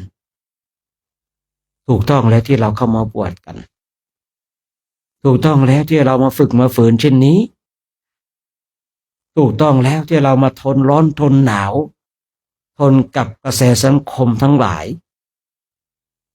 ถูกต้องแล้วที่เรามาทวนกระแสคนทั้งหลายเขาอาจจะไม่เห็นแต่เรื่องของเขาแต่เรื่องของเราเห็นว่าการทำเช่นนี้เป็นสิ่งที่ดี ผมก็แปลกใจสังคมว่าทำไมเวลาที่เรามาเดินจงกรมนั่งสมาธิเดินทุดงค์สังคมกับว่าเราเนี่ยสร้างความเดือดร้อนให้บุคคลอื่นแต่เวลาที่บางคนตั้งวงกินเหล้าเมายาทะเลาะเบาะแวงเปิดเพลงเสียงดังทำไมคนทั้งหลายไม่ว่าสร้างความเดือดร้อนคนอื่นเนี่ยเรามาเปิดเสียงสวดมนต์กันเนี่ยว่าสร้างความเดือดร้อนให้บุคคลอื่นนี่คือสังคมในปัจจุบันนะแต่เวลาเขาเปิดเพลงร้องรำทำเพลงกันมีคอนเสิร์ตมีดนตรีเขากลับหาว่าสร้างความบันเทิงให้กับคนทั้งหลายทั้งที่เสียงดังของเราก็ไม่ได้ดังมากมายแต่เขาบอกว่าสร้างความเดือดร้อนให้บุคคลอื่นแต่เวลาเขาก็เนี่ยมีร้องรำทำเพลงมีคอนเสิร์ตมีดนตรีว่าสร้างความบันเทิงนี่คือสังคมในปัจจุบันที่เราจะต้องเข้าใจและยอมรับให้ได้เราจะต้องตั้งมั่นในความดีเรามาทำความดีเพื่อดีเรามาทำความดีเพื่อมรรคผลนิพพาน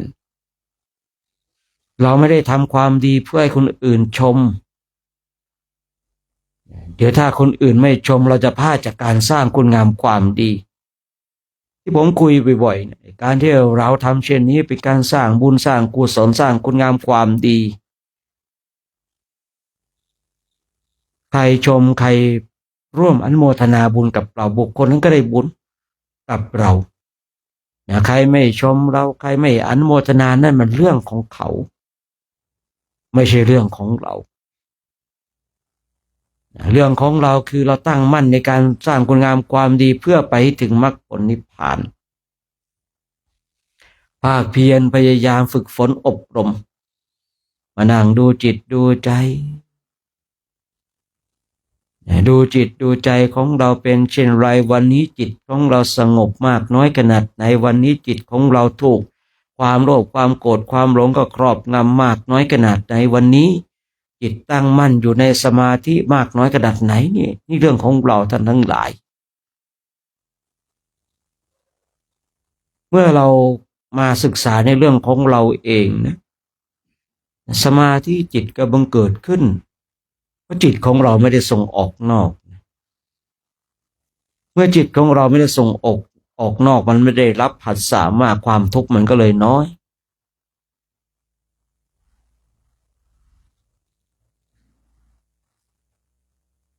เราไม่ต้องมาแสวงหาความสุขในอนาคตเราทำปัจจุบันนี้ให้เกิดความสุขกับเราได้คนทั้งหลายแสวงหาความสุขที่เป็นอนาคตบุคคลนั้นจะโง่เขลานะเพราะบุคคลนั้นแสวงหาในสิ่งที่ตนเองเนี่ยสามารถทำให้เกิดขึ้นในปัจจุบันได้สัตว์ใดก็ตามแสวงหาความสุขอันเป็นอนาคตสัตว์นั้นช่างโง่เขลานักแต่สัตว์ใดเรียนรู้และฝึกฝนอบรมตนให้ตนเองเนี่ยมีความสุขในปัจจุบันปุถุชนก็มีความสุขได้ถึงแม้ว่าความสุขของปุถุชนนั้นเนี่ยมันยังเจือด้วยกิเลสอยู่มันยังปนด้วยกิเลสอยู่แต่เราก็มีความสุขได้นะความสุขอยู่กับการกระทำของเราเองอย่างการที่เรามานั่งสมาธิแบบนี้คนอื่นอาจจะบอกว่าน่าสงสารคนอื่นเขาอาจจะมานั่งตากน้ำค้างทำไมเป็นห่วงมีอยู่คราวครั้งหนึ่งมีคนพูดเช่นนี้ผมก็เลยแบบมันรำคาญโยมห่วงตัวเองก่อนเถอะก่อนที่จะมาห่วงอาตมาเนี่ยคือความเป็นห่วงของคนเนี่ยดีนะไม่ใช่ไม่ดีแต่ว่าคือบางคนรู้สึกว่ามันจุนจ้านเกินไปมันจุนจ้านเกินไปก็เลยใช้คำว่าโยมห่วงตัวเองก่อนอาตมาเอาตัวเองรอดอาตมารับประกันว่าอาตมาตายไปไม่ตกนรกอย่างแน่นอน โยมสามารถรับประกันตัวเองได้หรือยังถ้ายังเนี่ยห่วงตัวเองก่อนขอบใจอนุโมทนาที่ห่วงอาตมาถูกต้องแล้วนะที่โยมมีจิตเจตนานี่ห่วงบุคคลอื่นถูกต้องแล้วดีแล้วชอบแล้วแต่อย่าลืมห่วงตนเองณเวลานี้ตนเองเนี่ยยังคือพูดง่ายๆว่าขาข้างหนึ่งเดินอยู่ในขอบนรกขอบกระทะทองแดงเราจะทำอย่างไรให้ตัวของเราเองหลุดจากตรงนั้น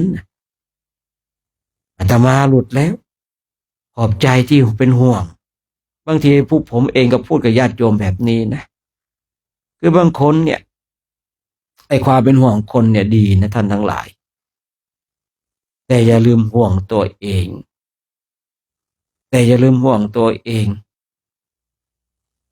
เนี่ยการที่เราห่วงคนอื่นเนี่ยดีแล้วถูกต้องแล้วชอบแล้วแต่เราอย่าลืมห่วงตัวเองเนี่ยเรามานั่งภาวนากันเช่นนี้นั่งเพื่ออะไรไม่ได้นั่งเพื่อไม่ได้นั่งเพื่อให้คนทั้งหลายมาศรัทธาเปล่าเลยเรานั่งเพื่อทำที่พระพุทธเจ้าทรงตรัสไว้ชอบแล้วในยิ่งเราเนี่ยอยากจะหลุดพ้นออกจากวัฏสงสารนี้เราต้องทำให้มากกว่าคนอื่น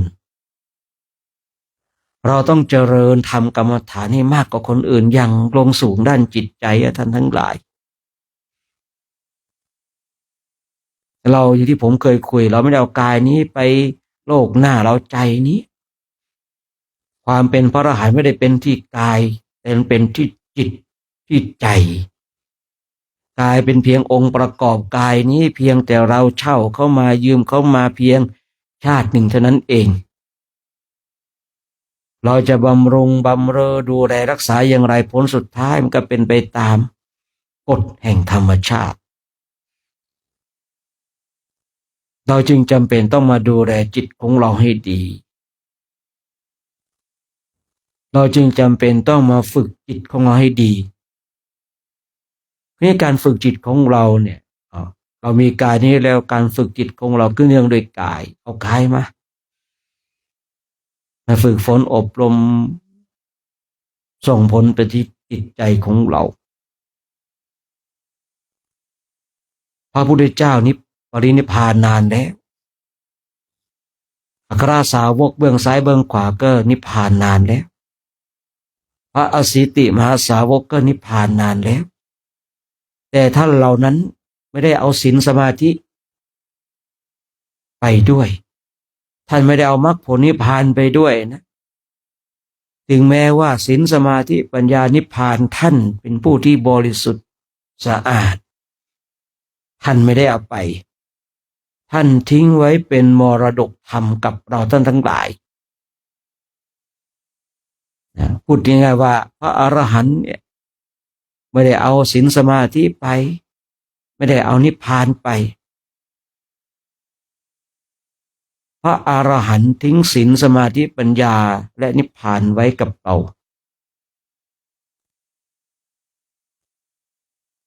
บางคนบางท่านว่าเพราะพระพุทธเจ้านิพพานแล้ว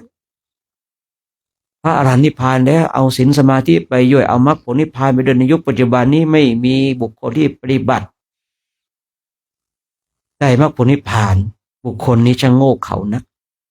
มีครับในยุคปัจจุบันนี้ก็ยังมีแต่มีน้อยเราต้องมีความเชื่อมั่นว่าตราบใดถ้ายังมีผู้ฝึกปฏิบัติธรรมกรรมฐานตราบนั้นจะไม่ว่างจากพระอรหันต์หรือว่าโลกจะไม่ว่างจากพระอรหันต์นั่นเองเนี่ยเราที่มาฝึกฝนอบรมกันเราภาคเพียรพยายาม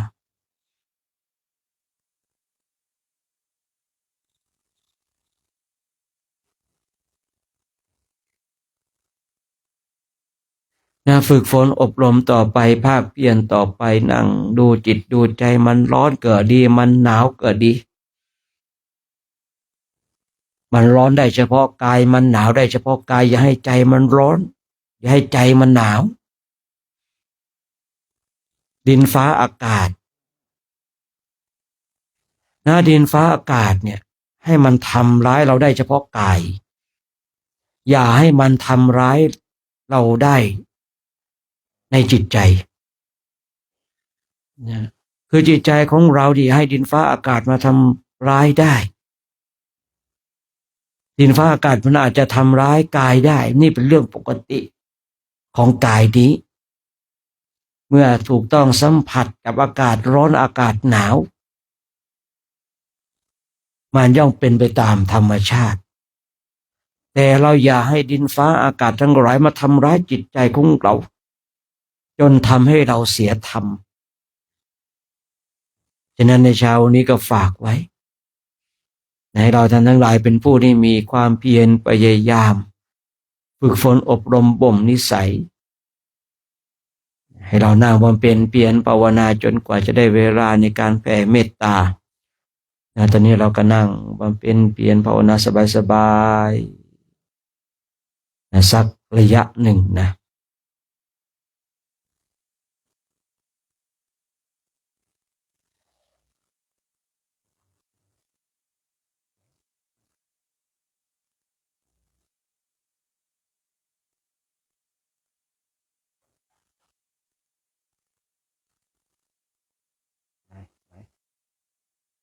นั่งมุมนุ่มมุมตรงบันไดนี่เห็นไหม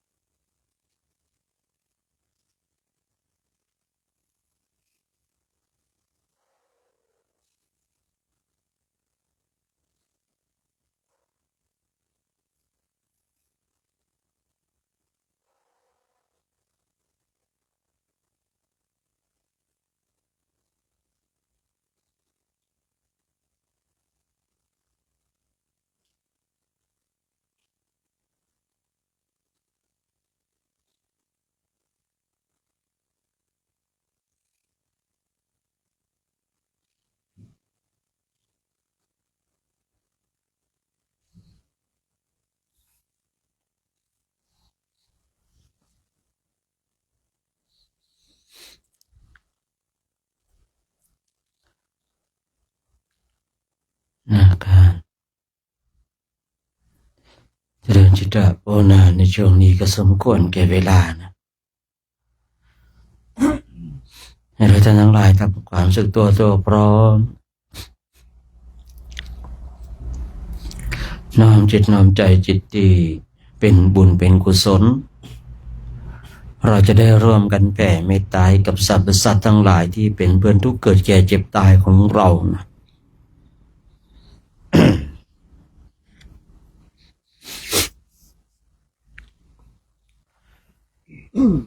สัพเพสัตตาอาเวราโหนตุขอสรรพสัตว์ทั้งหลายทั้งปวงที่เป็นเพื่อนทุกข์เกิดแก่เจ็บตายด้วยการทั้งหมดทั้งสิ้นจงเป็นสุขเถิดอย่าได้มีเวรต่อกันและกันเลยอาพยาปาชาโหนตุจงเป็นสุขเถิดอย่าได้บาดเบียนซึ่งกันและกันเลยอานิคาโหนตุจงเป็นสุขเถิดอย่าได้ความทุกข์กายทุกข์ใจเลยสุขีอัตตานังปริหารันตุจงมีความสุขกายสุขใจรักษาตนให้รอดพ้นจากทุกโทษเวรภัยอันตรายทั้งปวงจงทุกตัวหน้าเถิดตังปุญญาภารังไมหังสาเปภาคิภวันตุเตขอสัพพสัตว์ทั้งหลายทั้งปวงเหล่านั้นจงเป็นผู้มีส่วนได้เสวยผลบุญที่ข้าพเจ้าทั้งหลายได้บำเพ็ญแล้วนี้เถิ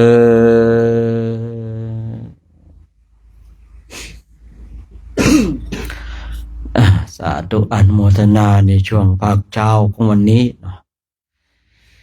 ทางคณะพระภิกษุสงฆ์องค์สมณเณรแล้วก็อุบาสกแม่ชีอุบาสิกา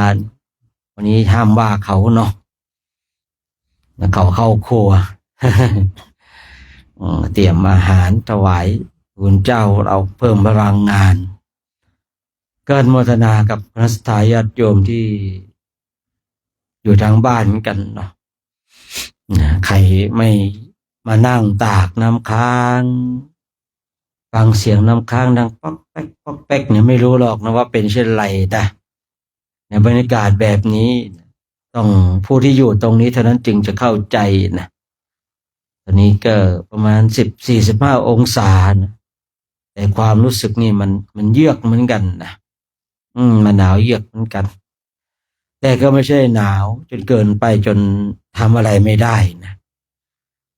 แต่ว่าเราเนี่ยหนาวกำลังพอดีเนาะร้อนก็กำลังพอดีนะไม่เหมือนต่างประเทศบางประเทศเนี่ยหนาวจนหิมะตกนะ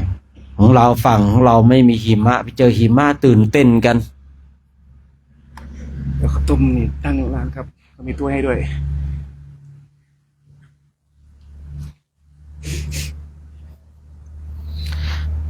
ในบางประเทศเนี่ยหิมะตกก็ตื่นเต้น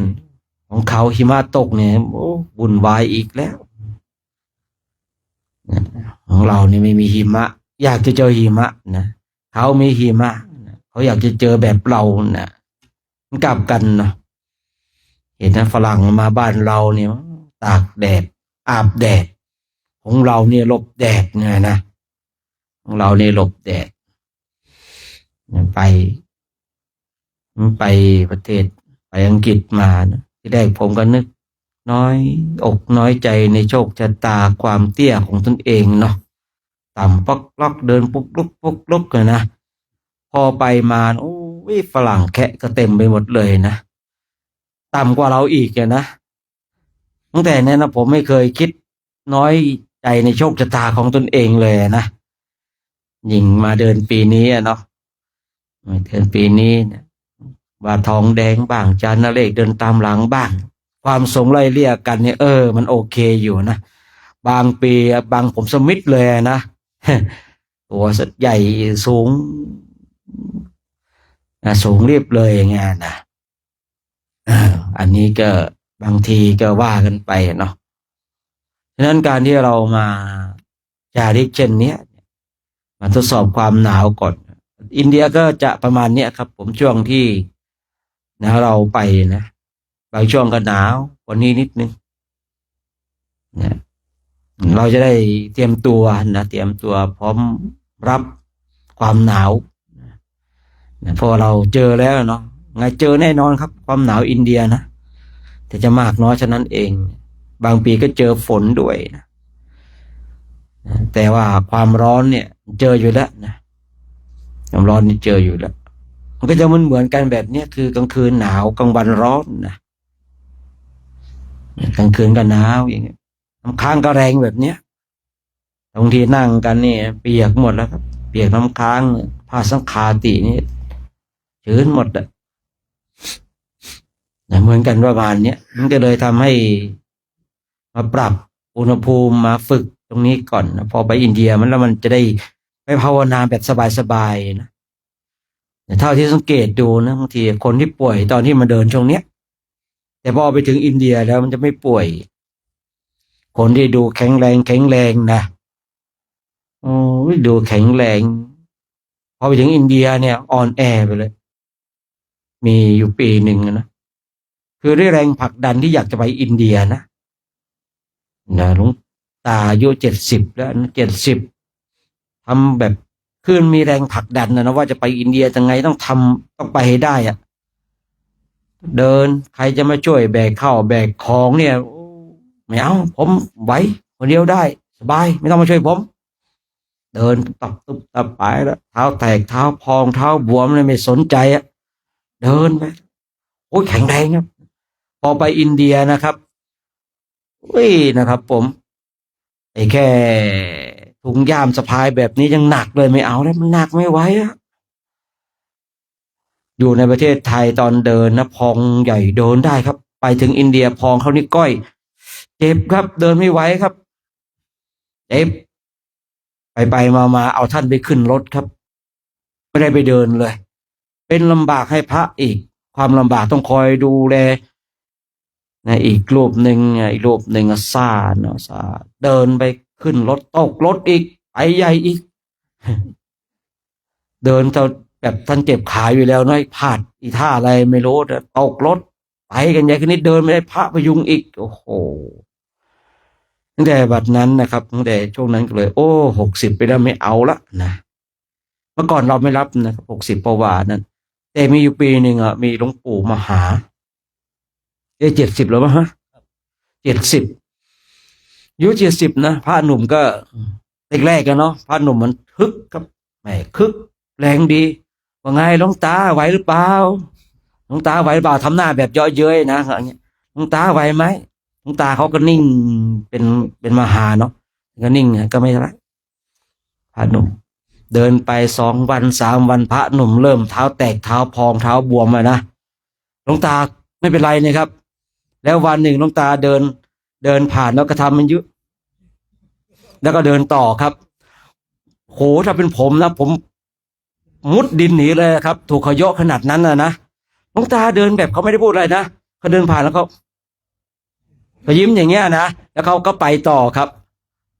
ไอตอนแรกพ่อหนุ่มว่าไงหลวงตาไหวไหมหลวงตาช่วยไหมครับผมช่วยไหมเนี่ยนะ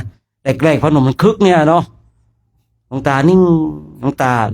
ผมเรียกหลวงปู่มหาครับถ้าชื่อหลวงปู่ท่านเป็นมหาด้วยนะ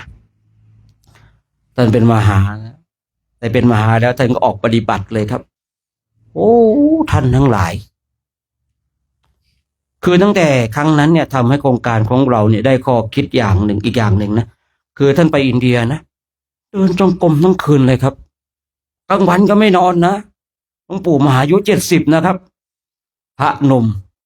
พอไปถึงนะครับ พักกับจีวรไม่ต่างแล้วครับนอนเลยครับ ทุกที่สะอาดหมดเลยครับไม่ต้องเอาผ้าปูนอนนะครับ นอนแม่งอย่างนั้นเลยคุกดินคุกทรายอยู่นั่นน่ะแรกๆนะครับอุ้ยปัดนะครับสกปรกไม่ได้นะโอ้โหผ้าปูนั่งผ้าปูนอนนี่นะเช็ดแล้วเช็ดอีกนะผมเห็นนะโอ้สกปรกไม่ได้พอไปถึงอินเดียนะครับโคตรสกปรกเลยอะมันนอนอย่างนั้นเลยครับผมเดินไปบางทีนะบางรูปหนักเกินเนี่ยเป็นสะพายเป้หลังไอ้บาทของย่ามบาทของพ่อก็ทำเนาะบางทีก็เอ็นหลังนอนอย่างนั้นเลยครับไม่เอาออกเลยนะมันเอาแน่นอนไม่ได้นะดูแข็งแรงในประเทศไทยพอไปถึงอินเดียแล้วคนละเรื่องเลยนะผมยังเลยจำได้ว่าหลวงปู่มหาเนี่ยนะแหมเดินผ่านพระหนุ่มเยาะเย้ยแล้วก็เดินผ่านใช่หรือเปล่ายิ้มอะ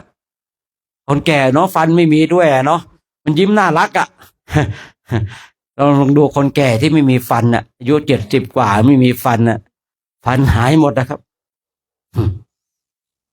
จะกินฝรั่งแต่ละทีจะกัดฝรั่งแต่ละที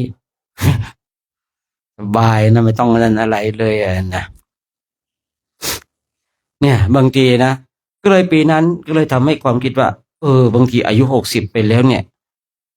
ก็แข็งแรงฉะนั้นเราต้องมาดูก่อนว่าไอตอนที่ท่านเดินเนี่ยไหวไหม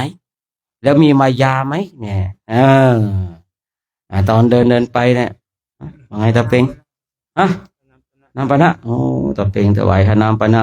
200สาธุนะแดงก็สวดมนต์ปิติเกิดนะ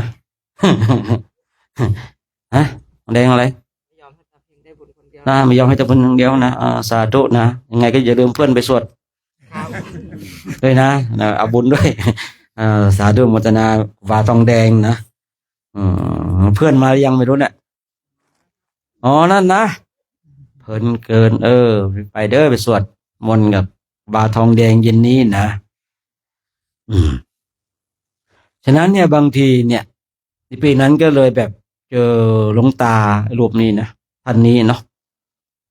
ท่านคือพูดง่ายๆคือมายาเนาะคือมายาคือมายาก็เลยทำให้ต้องปรับความคิดใหม่ของโครงการนะครับผมว่าไงฮะน้ำปะนะนะสาธุนะชื่ออะไรเป็นลืมไปกันเนี่ยสุจินดาสุจินดาสาธุโมทนาครูบาสุจินดานะไปก็ถวายด้วยกันนี่แหละนะถวายกันเนี่ยช่วยกันเนาะใครมีลาบเราก็มาแบ่งปันกันนะช่วยกันอนุเคราะห์กันไปก็เลยทำให้ผมว่าบางทีเนี่ยผมจะต้องดึงอัตตาตัวตนของทุกรูปออกมาคือให้หลุดจากมายานะหลุดจากมายาที่เสแสร้งแกล้งทำว่าตนเองแข็งแรงอย่างเงี้ยนะตัวเองแข็งแรงพอไปถึงอินเดียแล้วเนี่ยคือพูดง่ายๆไปถึงอินเดียแล้วเนี่ยมันจะส่งกลับเหมือนกับบ้านเราก็ไม่ได้ครับผมมันไม่ใช่ว่าตีตั๋วแล้วกลับเลยเพราะว่าเราซื้อตั๋วเรียบร้อยแล้วอย่างเงี้ยนะยังไงก็ต้องคนแบกกันไปหามกันไปรักทุเลนะครับรักทุเลแล้วบางทีก็แบบยังไงคือผมเข้าใจพระเนี่ยบางทีเนี่ยอาจจะมาอุปถากอย่างเงี้ยแล้วจะไปดูแลก็คุณธรรมอะไรก็ไม่มีเลยเนาะทำตัวกันน่าเกลียดอีกอย่างเงี้ยนะแม้ตอนอยู่ไทยแล้วแข็งแรงแอบได้ยินพระคุยกันมาอยู่เงี้ยอ่อนแอยังกับเด็กเนี่ยบางทีพระจะไปอุปถากเขาก็แบบ คือไม่มีคุณธรรมให้พอให้อุปถากอะครับผม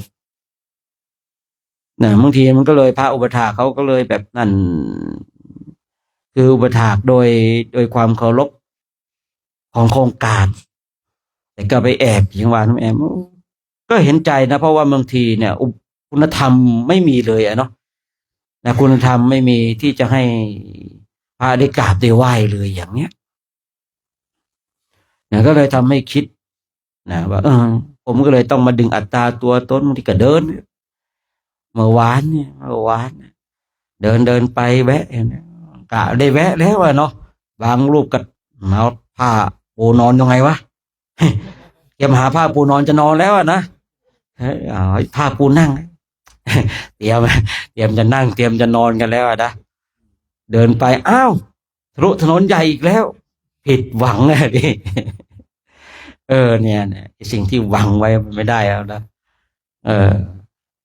แค่นั้นก็อย่างนี้นะครับ ผมเนาะบางทีบางอย่างก็จะได้ คือบางที ไม่รู้ว่าเนาะพูดง่ายๆว่า ผมก็ทำให้คุณสอบตก คุณก็ต้องทำให้ผ่านนะครับ ผมเอาละเนาะเช้าวันนี้ก็ขออนุโมทนากับคณะพระภิกษุสงฆ์นะองค์สามเณรนะพร้อมกับญาติโยม ทุกคนทุกท่านน้องที่ได้มาร่วมกันสร้างคุณงามความดีทำวัดสวดมนต์มาเจริญธรรมกรรมฐานกันแล้วพระคุณเจ้าเราก็ร่วมถวายจตุปัจจัยเนาะ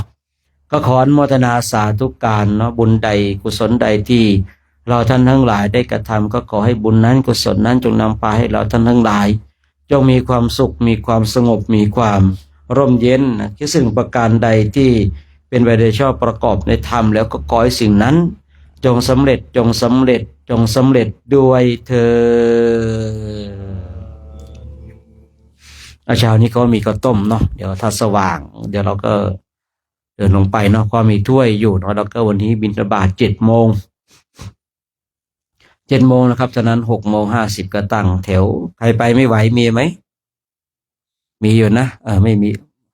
ลุ้นไม่ไหวกะเท้าพองพองที่ใจหรือเปล่าไม่ได้พองที่เท้ายังไงเนี่ยทุกทีไม่เคยพองนะสงสัยอ่อนแอละก้าปีนี้นะใครไปไม่ไหวก็ไม่ต้องไปนะครับผมต่อปาเท่าที่ไหวก็ไม่ใช่ไม่ไหวหมดเลยนะอย่างนี้มันผิดปกตินะใครไปไหวก็ไปไม่ไหวก็ไปหยุดนะกันเนาะประมาณสัก6:50ก็ตั้งแถว7 โมงแล้วก็ออกบิณฑบาตกันนะหลังสว่างเดี๋ยวสว่างแล้วก็นิมนต์ไปฉันข้าวต้มเนาะเพราะว่ามีถ้วยให้เรียบร้อยแล้วยังไงก็สำรองฝาบาตรไปก็ดีเนาะฝาบาตรไปถ้าเขามีถ้วยให้เราก็ตักข้าวต้มใส่ถ้วยแล้วก็เอาถ้วยวางบนฝาบาตรจะได้เดินมาถึงเต็นท์หรือว่านั่งฉันตรงไหนตามเอาที่สบายใจเลยนะที่สบายใจเลยนะแต่ไม่ต้องไปฉันข้างเต็นท์ผมนะมาคุยกันนะสินะครับผมเอาล่ะเนาะเดี๋ยวเราร่วมกันให้พรกับท่านเจ้าภาพทุกคนทุกท่านที่ได้ร่วมถวายจตุปัจจัยเกิดดีได้ร่วมถวายข้าวน้ำโภชนาอาหารเกิดดีได้ร่วมถวายข้าวต้มก็ดีหรือว่าบุคคลหนึ่งบุคคลใดที่มีส่วนร่วมในโครงการจาริกธรรมตามรอยบาทพระศาสดาเราท่านทั้งหลายก็จะได้ร่วมกันให้พรให้กับท่านเหล่านั้นเนาะสัพพโรคาวินิโมโตสัพพสันตาปวาชิโตสัพพเวระมติกาจตุวังภวสัพเพติโยวิวัชชันตุสัพพะโลกโควินาศตุมาเตภวัตวันตารายโยสุขีขายุโกภวะอภิวาทนาสิริสาเนจังวุฒาปัจจายโนจัตตารโธรรมาวาทาติอายุวันโนสุขังภาลังสาธุกราบพระพร้อมกันนะ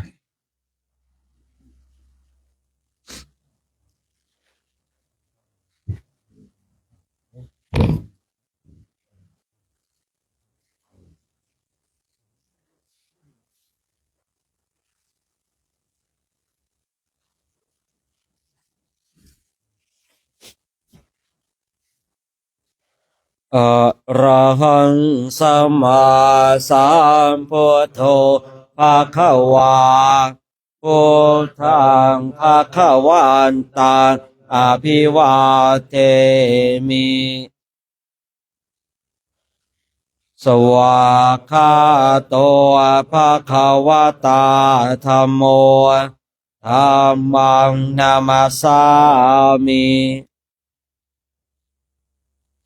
สุปฏิปันโนภะคะวะโตสาวกสังโฆ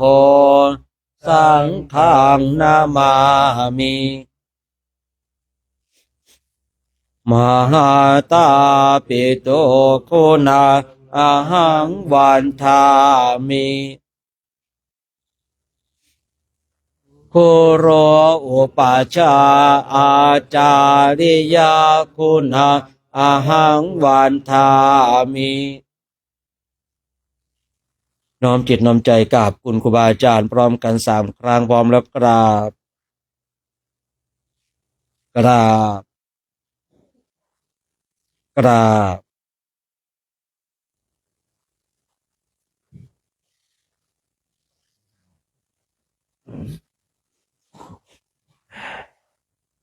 พระภิกษุสงฆ์พร้อมใจกันกราบพระอาจารย์โชคชัยกันอีก3 ครั้งพร้อมกันแล้วกราบ สาธุนะ กราบกราบ สาธุนะเนนโยมกราบกราบกราบครับนิมนต์นี่ครับนิมนต์นิมนต์ยังไงก็ถ้าสว่างแล้วก็ดูเด้อนะไปลงฉันก็ต้มกันนะนิมนต์นะครับนะนี่อยากลุกแล้วเนาะ